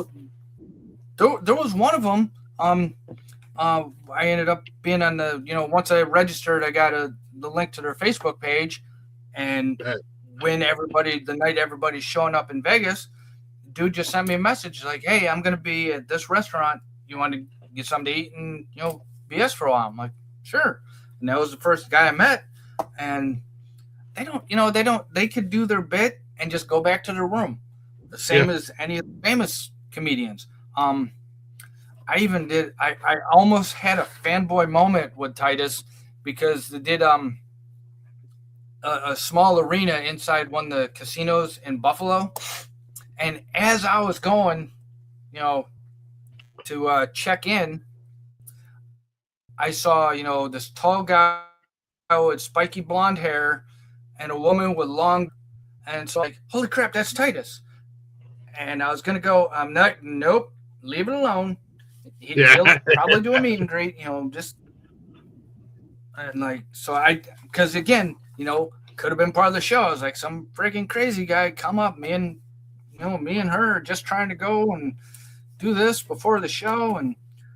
But yeah, and there's some people just, I don't know, it's trying to, like, he even did that. I watched one of his, from his latest special there. He said something, he asked a few questions. He's like, "All right, there's my obligatory crowd participation moment. Now you all shut the hell up." And just doing it as a joke, it went over great. And is like a lot of times, like I can't hear so well anymore. Mm-hmm. So if somebody's saying something, if somebody, but that's something I got to work on. Like I said, some people do the at the end of the show, they'll do their Q&A or they'll do a crowd work portion, like Matt or that's Steve Hofstetter. And just, really good. And that just happened to be my first time seeing any of them. So I'm like, I thought that was their regular thing. But it's like, nope. Steve Hofstetter does a lot. It's just anything. And again, getting in the algorithm, watching one comedian, then another, just keep watching. I heard, like Chad Daniels, I mentioned earlier, I heard him when I was doing something in my house, and I just had one of the music streamers on comedians. And it was just cycling through. Of course, I heard, guys I knew, like Dave, Cat, and a bunch of the big ones. And then it went on to guys like Chad and a few other guys who I'd never heard of until then. I'm like, well, this guy's really good. And of course, I had to skip back to find out who it was to get their name. You had to wait until it came back around again. Yeah, and the cool he's hilarious. It's just the cool thing I'm learning about doing this show with comedians, you hear the horror stories from back in the day. Comedians they'd throw their granny down a flight of stairs if it meant that they could get ahead of you. But it seems like for the most part, there's a true community where you guys, you work together, you look out for one another, you help each other. I mean, that's a big thing. There's no better, in my opinion. There's no better audience to have to help you grow or to be there and become better at what you do than a audience of your peers. People who do the same thing as you, maybe a little differently, have a different style, whatever, but that are willing to, instead of bashing you or going behind your back and talking bad about you, they're like, hey man, do that joke, but slow it down a little bit, take a pause here, let it sink for a second, and then hit him with the zinger, whatever. That's such a cool thing to hear in today's climate and whatnot, or today's world, however you want to say it. That it's more of a community, because I think that's what people are starting to understand that they didn't understand years ago is there's enough room for everybody. There's plenty of stages. You're not like fighting for 10 stages and that's all you have. There are plenty of stages for everybody.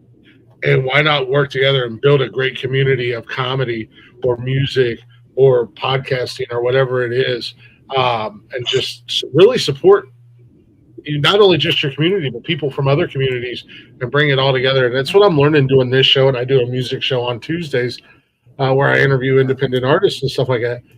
But it really seems like there's more of a sense of community nowadays. And I love it as a guy who's just barely in the entertainment world. I love hearing it, because then it makes my job easy, because you may go, hey, I know these 3 comedians, you should check them out. And I have them on the show and I go, oh yeah, Rob sent you. Or music wise, guys are always sending me artists. I did that. That's another thing. I've heard interviews of comedians talking about like the laugh break. It's like some people in the beginning, they just keep going, and they're like they tend to start with like a rapid fire delivery, but it's like you gotta wait for that laugh break. I learned that accidentally. A few other comedians have told me, but it's like I learned it by I said something and the crowd laughed, and I stopped and I thought to myself, holy crap, they're actually laughing. I must be good at this. And so then that's when I learned, like, okay, because again, not everything's going to hit. Like a lesser experienced comedian, I always think about the whole thing Philadelphia with Bill Burr, where he just goes off in the crowd because they're being terrible. A lesser experienced comedian would shit themselves and ran away. Bill just went out there and gave it back much as they were given, and they loved it. Like he's talking so much shit about him, and they love it. And it's like, it got to take balls just to go out there. But Bill's that kind of guy. He's just like, he's not afraid of nothing. He's gonna say what he's got to say, and it just happened to work out. But and there's just so many little things watching, the comedians. Like, and again, back to the gatekeepers comment. There is no gatekeepers anymore. And you just, yes, we're all in it together to succeed. In fact, I'm working on the, I don't want to really do, like some people are meant to do the interview thing. You're very good at it. You've been doing it for a while. But I just want to know, like, when I did broadcasting here at Oswego, and I learned a bunch of tricks. I was never on camera, but I learned so much stuff, like the over-the-shoulder graphic, the scrolling on the bottom. Yeah. And I just have to relearn how to do that, because, like, when I went to Five Below this morning, I got there a few minutes early. As I was scarfing down my breakfast, I see that one of our shopping carts is, from the distance, from the store door to where the shopping cart was that are not supposed to leave the store. That's why we sell bags. Yeah. Was the distance of a short par 4 away. Damn. And I'm like, so later on in the day, I told my manager about it. And, of course, she got busy doing manager stuff. So about 20 minutes before my shift ended, I went out and I was like, oh, yep, it's still there. So I just walked over and grabbed it. But it's like, and that goes back to, my first job outside the Army being a cart guy. It's like, yeah. One, it's just common courtesy and decency. And then as a cart guy, I'm like, I did this 8 hours a day for 2 months. So that makes it even worse. It's just, and then the people like, one of the cart corrals at the local Walmart, whenever it rains, there's a puddle. And so people will just kind of, they won't even aim. They'll just shove it at the thing so they don't have to walk through. And it's like, water don't hurt. Yeah, just a little bit of water now. Come on. And it's just little thing. And that's like the thing I want to do. Like, people, there's a gas station that's right on a corner. And it's like people will just pull in and they'll park, or they'll pull up front, like right in front of the door. I'm like, I do door dashing and all that. I'm like, I still park, go in, get the stuff that I need to pick up, and go back to my car. I'm not going to. There was one lady, she pulled up, left her car running, goes in the store to get a soda and pay for gas. Somebody took her car. Oh, The only reason they left it a mile down the road is because she hadn't put the gas in yet. Jesus. If she had filled up her car, then went to get the soda. Yeah. Yeah, you have to go to upstate New York. Billy's just gonna walk into every Five and Below and be like, "Is Robert E. Lee here?" Yeah, no, man. I've got a newer car, and I have a tendency to leave my car running when I go into the gas station. But there's a great feature on my car. It locks automatically when I shut my door, and I also have the lock little button. I can lock it. But I have once upon a time, years and years and years ago, I had an old '77 Ford F100. Love that truck. It was great. It was shortly after my oldest was born, and what it's like being a new parent. Long nights, you still got to get up and go to work. And I was just dragging ass one morning, and I lived in Columbus at the time, and not thinking, needed a cup of coffee and an energy drink, just something to power through the day. And go in there and come out 2 minutes later, and my truck was gone. And I'm like, damn it! They did find it. What was left of it, apparently a ethnic group of people that maybe in the country illegally stole my truck and chopped it up a few miles down the road. But lesson learned. However, I was also smart enough in my young age that I had really good insurance because it was a historical truck. So a terrible situation actually turned out pretty well at the end of the day, all things considered. But yeah, I mean that's 20 plus years ago. People are they're not any better today, unfortunately. So yeah, take that extra time out to make sure your shit's safe and locked up. Yeah, I just back in March I just got a Bronco. I had a Ford Ranger. I've been driving Fords like my entire adult life. And I always lock my car just out of habit. And I realized because if I have the fob on me and I'm within 3 feet of the car, it'll open automatically. Yep. And so I'm like, I walk away and I'll hit the lock button. Sometimes it's the OCD in my head. I'll go back and check to make sure it's locked. But I didn't know that it did that. So I'm like, why is it not locking? I'm worried about somebody taking my car or getting in there and, stealing my DoorDash bag. And I'm like, I figured it out. It's like, okay. Because I I came upstairs to my computer. I put my keys on the desk. I went outside and locked the door, and then walked away from the car and came back, and then I couldn't open it. I'm like, oh, okay, now I get it. It's a distance thing. I'm like, Yep. but that just drove me crazy for like, and because my wife used to ask me all the time, it's like, we live out in the country in the middle of nowhere? Why do you lock the door? Because I don't trust people. Yeah, like, my one friend used a lock keeps an honest person honest. So should we have? Yeah, I have learned since my girlfriend has moved in. She likes. I'll come in from work and I'll leave the door unlocked. I don't lock the door until I get up to go to bed at night. And then that's when I lock the door. She's not like that. If we're inside, we're home. She wants the door locked. But my thing was, do you realize, like, if somebody comes in my house, I'm not stuck in here with them. They're stuck in here with me. Like, hey, Alexa, play Wild Horses. It's game on, baby.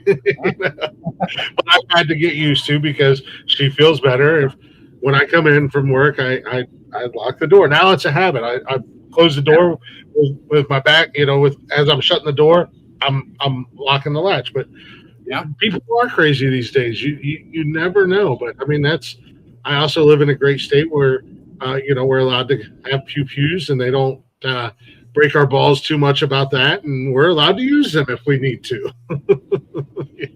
Yeah.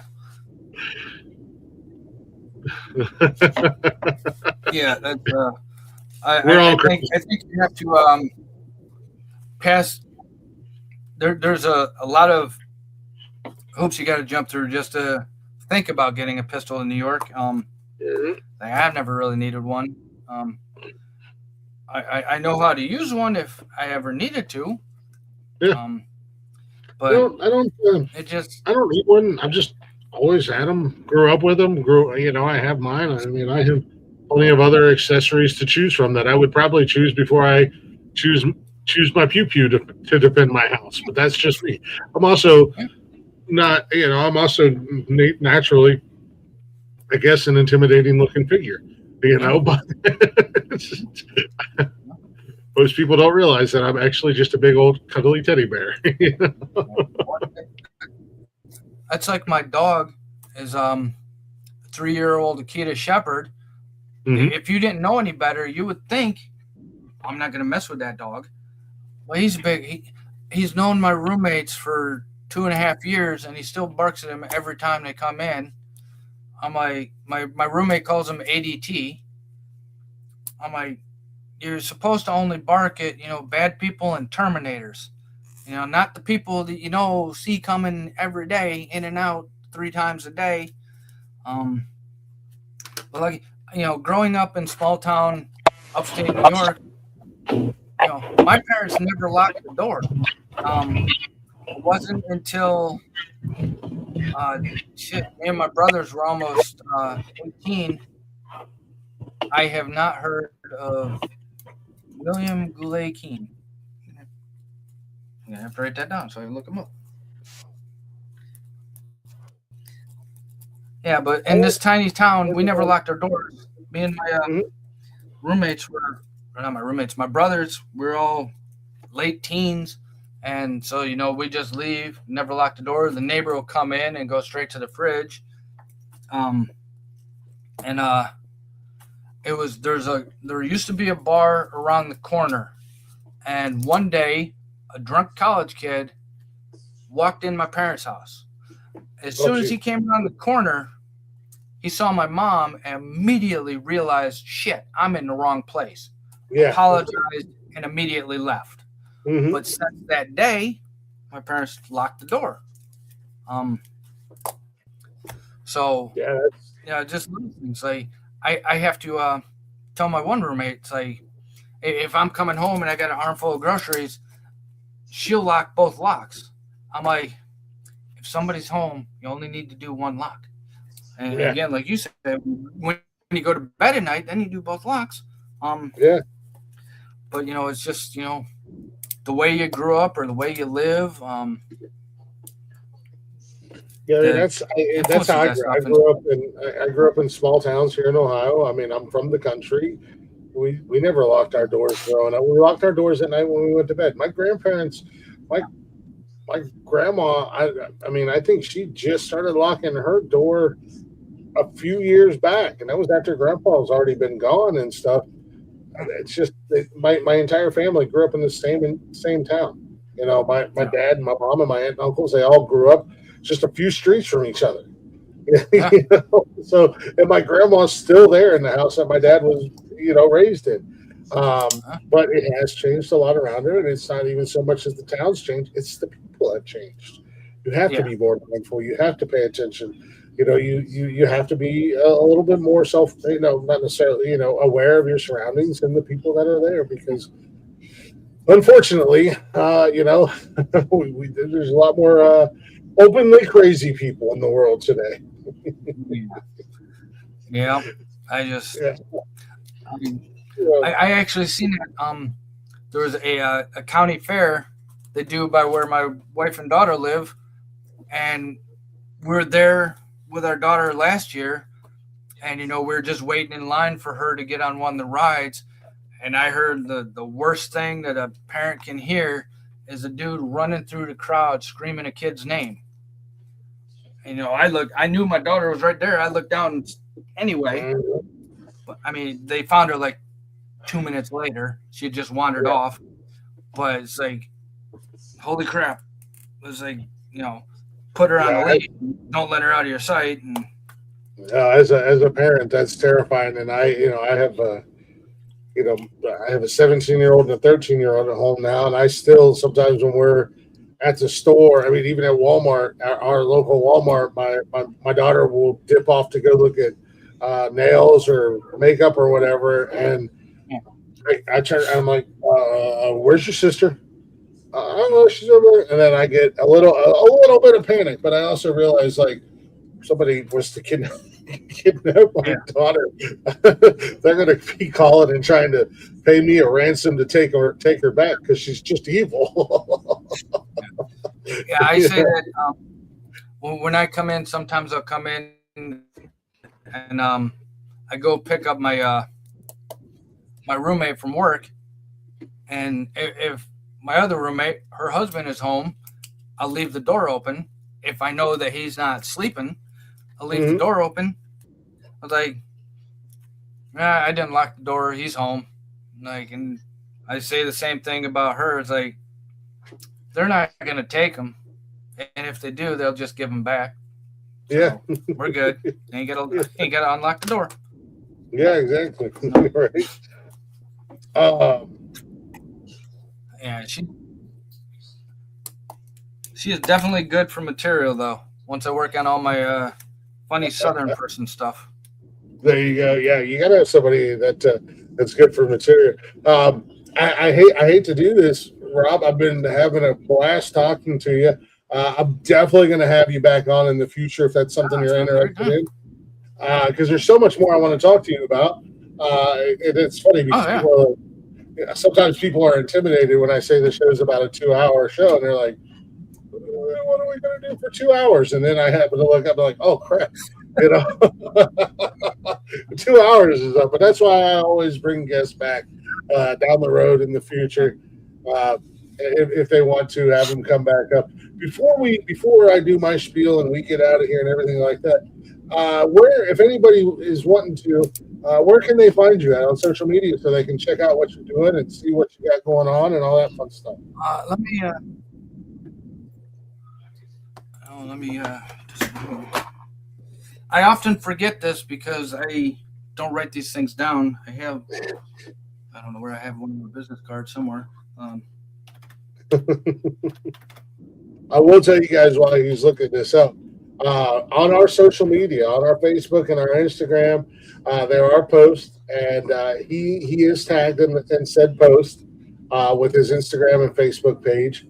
Um, but just in case you have any other platforms that I may have missed, we try to make it easy. So if you guys are following us like you should be, if you're watching, You can find all my guests just by looking at our social media.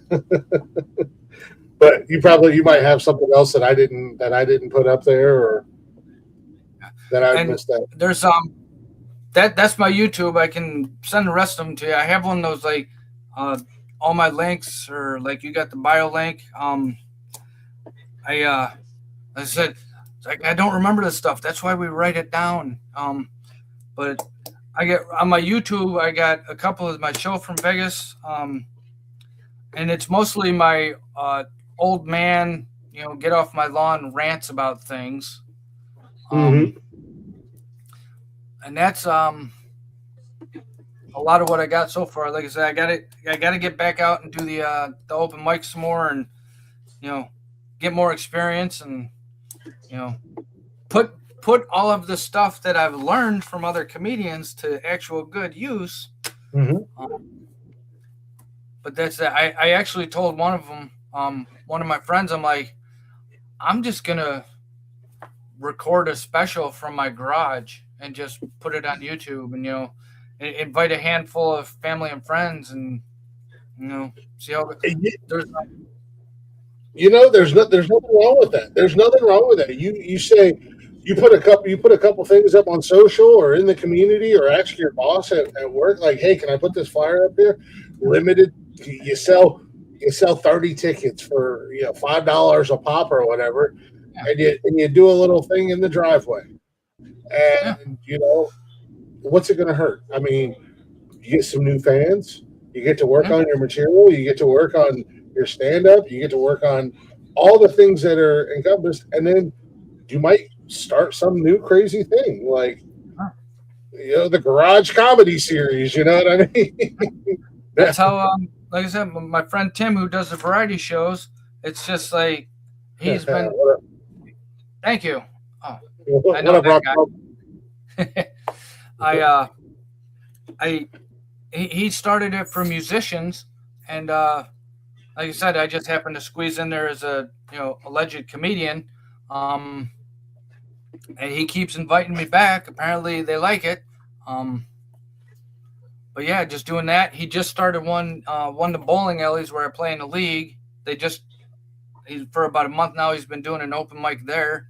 I just got to, like I said, just get out there anytime you get a chance for a stage, take it. Yeah, 100%.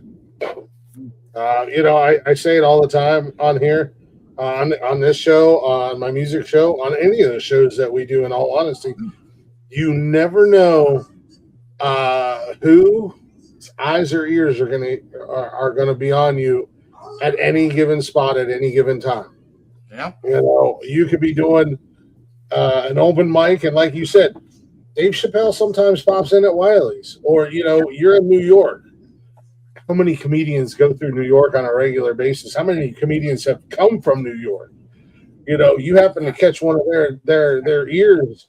They're just passing through or whatever, and they're like, who the hell is this guy? He's pretty funny. Oh, yeah, I'm going on tour in 6 months, and I need an opener that I can take. Next thing you know, hey, Robb Lee is opening for Owen Benjamin. We'll just throw a name out there we've said a couple times tonight, like just because he's good to hear you. There's a bar here that has bands every once in a while, and he's done a few comedy shows. And I went there about a month or so ago to watch a couple of bands, and before they started, I was like, oh yeah, you gave me your card once. He's like, told me, it's like, if I get about 2 or 3 comedians and it can make a show last for about an hour and a half, 2 hours, he'll set it. If we can get it going, he'll do it. I'm like, all right. Next time I go to an open mic, I'm going to talk to these guys and say, yeah, this guy here at this bar. And there's another dude, Jeremy Delaney. He does bar comedy USA, where it's basically he all over the country. He just I gotta get a few better audition videos out there to but he just like he just picks people. He'll send out an email and like, if you're interested, put you're interested and with your number, and if they pick you, they pick you. And to Billy, if he's still listening, get what they call an EPK, electronic press kit. That's what I got. A lot of them charge you like $5 or $10 a month. But it's basically you can collect all your pictures, all your videos of anything you've ever done. Bios, they have a short bio, a long bio, and it's basically a collection where if somebody, if you talk to somebody and they want to book you, they're like, send me your EPK. Mm-hmm. That way it's all in one place. And that's it. And I got to put mine together because, again, name recognition. I was like, with my name, I always go back to the Eddie Murphy movie. Again, I'm that guy who I'm always remembering movies and stuff. Distinguished Gentleman, where his character's name was Thomas Jefferson. So name recognition. Granted, my name isn't the best recognition, but still, it's like. But it's a name that stands out for sure. Yeah. If you know history, you're gonna know the name. How's it going, Ghost Quest? To see you popping in there. Yeah, and I will send you my thing with all my stuff. You got my email, which I actually got to shorten that. I got to go through all. I was thinking, I was like, oh god, it's too long. And then, and again, that's the perfect thing for my YouTube channel. That's what I call it. Generally speaking, it's a play on words and my name.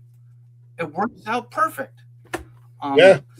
And no, I originally thought of it as. Yeah, like I originally thought of it as like General Lee, but now nobody needs to know that it's General Lee as in that guy. Yeah. With the term, generally speaking, yep. It works. Yeah, there's nothing wrong with a long email because our email for the network, and I won't change it because I'm too lazy and I don't know how to, and I don't care. But it's nonsensical nonsense podcast at gmail.com because that was the show that started this network, was one singular show. So it's like it's really long, but the great thing about email is once you email somebody one time, it's in the memory. So yeah, because my personal email is general without the A 86 at Gmail. And to have to explain that to somebody every time is just a pain in the ass. Yeah. So, and of course, it's like, why 86? I'm like, well, because 72 was taken. Well, why 72? It was the year I was born. It's an easy number to remember. Yeah, it's easy. It's my personal email is really old and it's kind of weird, but when I needed to create it way back when, it was something I knew I would remember. So, but no, like I said, it's been great hanging out with you and chatting with you and getting to know you, Rob. I look forward to watching you. This is a cool thing, and I say this every show. Sorry, guys, I know I say it every show. For those of you listening, this is cool because whether it's this show or my music show, we get to go on this journey with you, so to say. And we get to watch you grow as a comedian and see you do more and see you change and find your voice and find who you are as a comedian and get better. And it's really cool because, eventually one day, hopefully I can go, I remember when, Rob was on here and he was just getting started. And now look at him. He's got his own tour or whatever, Yeah. Yeah. And it'd be good, like they say, they always, whenever you get to a point where you can return the favor, I hate the term pay it forward, but the concept, I love the concept. And so, just again, all the great information I've gotten from the comedians that I've met, and again, the fact that they're just wide open, as long as, you don't interrupt them in the middle of a meal, just like, if you meet a celebrity and he's in the middle of a steak, if you're just talking to them, like hanging out outside the comedy club, waiting for your show to start, and you just happen to talking to them, it's like, oh, you're a comedian too, and Yeah. that works. And so again, like I don't know all that much. I can share it a little bit I know for a fact, and the other stuff that I've learned from other comedians, Yeah. And helping somebody like Billy who is hitting the brick wall, just Yeah. just be like the Kool-Aid man, just smash right through it. Yeah, just kick that sumbitch down, Billy. I'm gonna get you up here one night once I get caught up, because I didn't expect this show to do what this show has done, and I put a post out in May, I think it was, on social media, and I've got comedians lined up until the first or second week of October. Then I'll have to start kicking and begging and being like, I need comedians. But really, I'd love to get you up on here, and hell, even if not, get you up on a Saturday night, Billy. And we have a panel on there. I'll tell everybody shut the fuck up, and you can run through some of your material, and we'll give you our honest opinion on you. We'll see if you still love me after that, buddy. I mean, I would do that for any comedian if they wanted to come up on a Saturday night and be like, "Hey, can I have like 5 minutes on a set?" Because Saturday night we do a 6-hour show, and we open the panel up, and I put the link in the chat, and anybody who wants to come and hang out with us, we normally fill the panel up. And I would do that honestly for any comedian who wanted to come up, be like, "Shut the fuck up, let a comedian have 5 minutes, let them tell some jokes, let them see if they can make us laugh," and then. But be warned, Saturday nights can get a little out of hand and out of control, and sometimes people aren't always the nicest. But it's also a learning thing. Just some people, like, if you listen to, I've mentioned them a couple of times before. If you listen to Cat Williams for the first time and you don't know what you're getting, then you're gonna be like, "Oh my God, is this guy telling you jokes in between, the F word and the other word?" Mm-hmm. I was like, then you're gonna like, "Oh, this guy's terrible. He's actually funny." Once you get past all the other stuff, And I know, back to George, he said it before that, you don't have to be a dirty comedian, but saying fuck every once in a while isn't gonna hurt anybody. And his most famous bit is about dirty words. So yeah, 7 words. But no, like I said, Rob, again, thank you for taking some time out and hanging out with us. We'll definitely do it again in the future.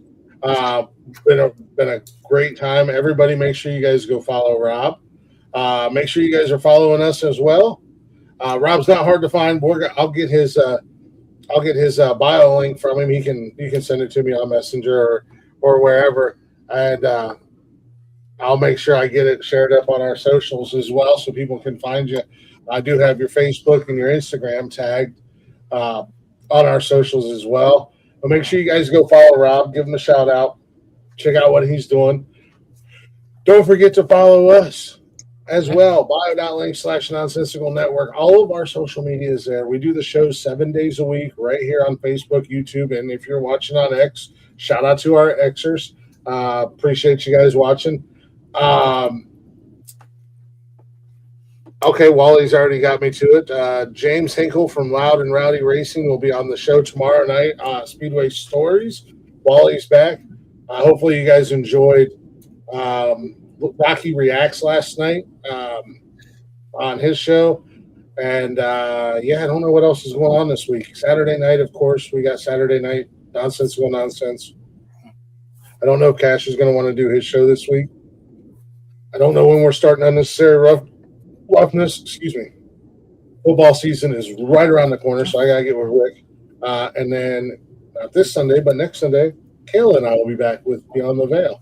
If you're into the creepy, spooky, dark side of all things scary, I guess.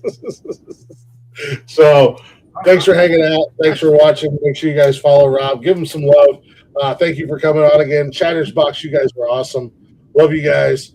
Thank you guys for hanging out with us on the show and supporting the comedians that come on Glick's Comedy Lounge, the musicians that come on Glick's House of Music.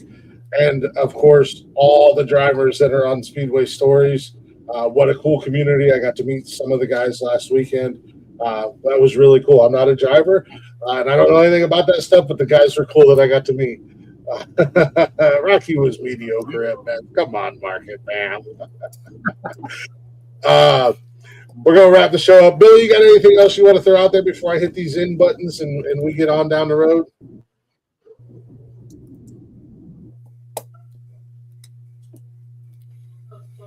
Come on, man. What's going on this week? I don't know, man. I just work here. I just go here.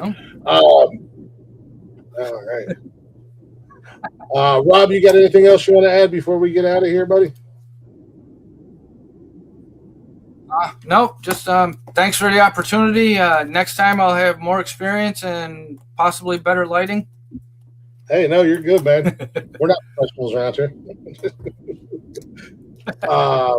Definitely thanks for the opportunity, and good luck, Billy. I got your thing there. I'll be checking your stuff out, and hopefully I can pass along everything I've learned to everybody and just keep it going. Yeah, man. Appreciate it, guys. We're going to end the show with some Flushed. Check those guys out. Great group of kids. Can't wait to see them perform live here before long. They were on Glick's House of Music.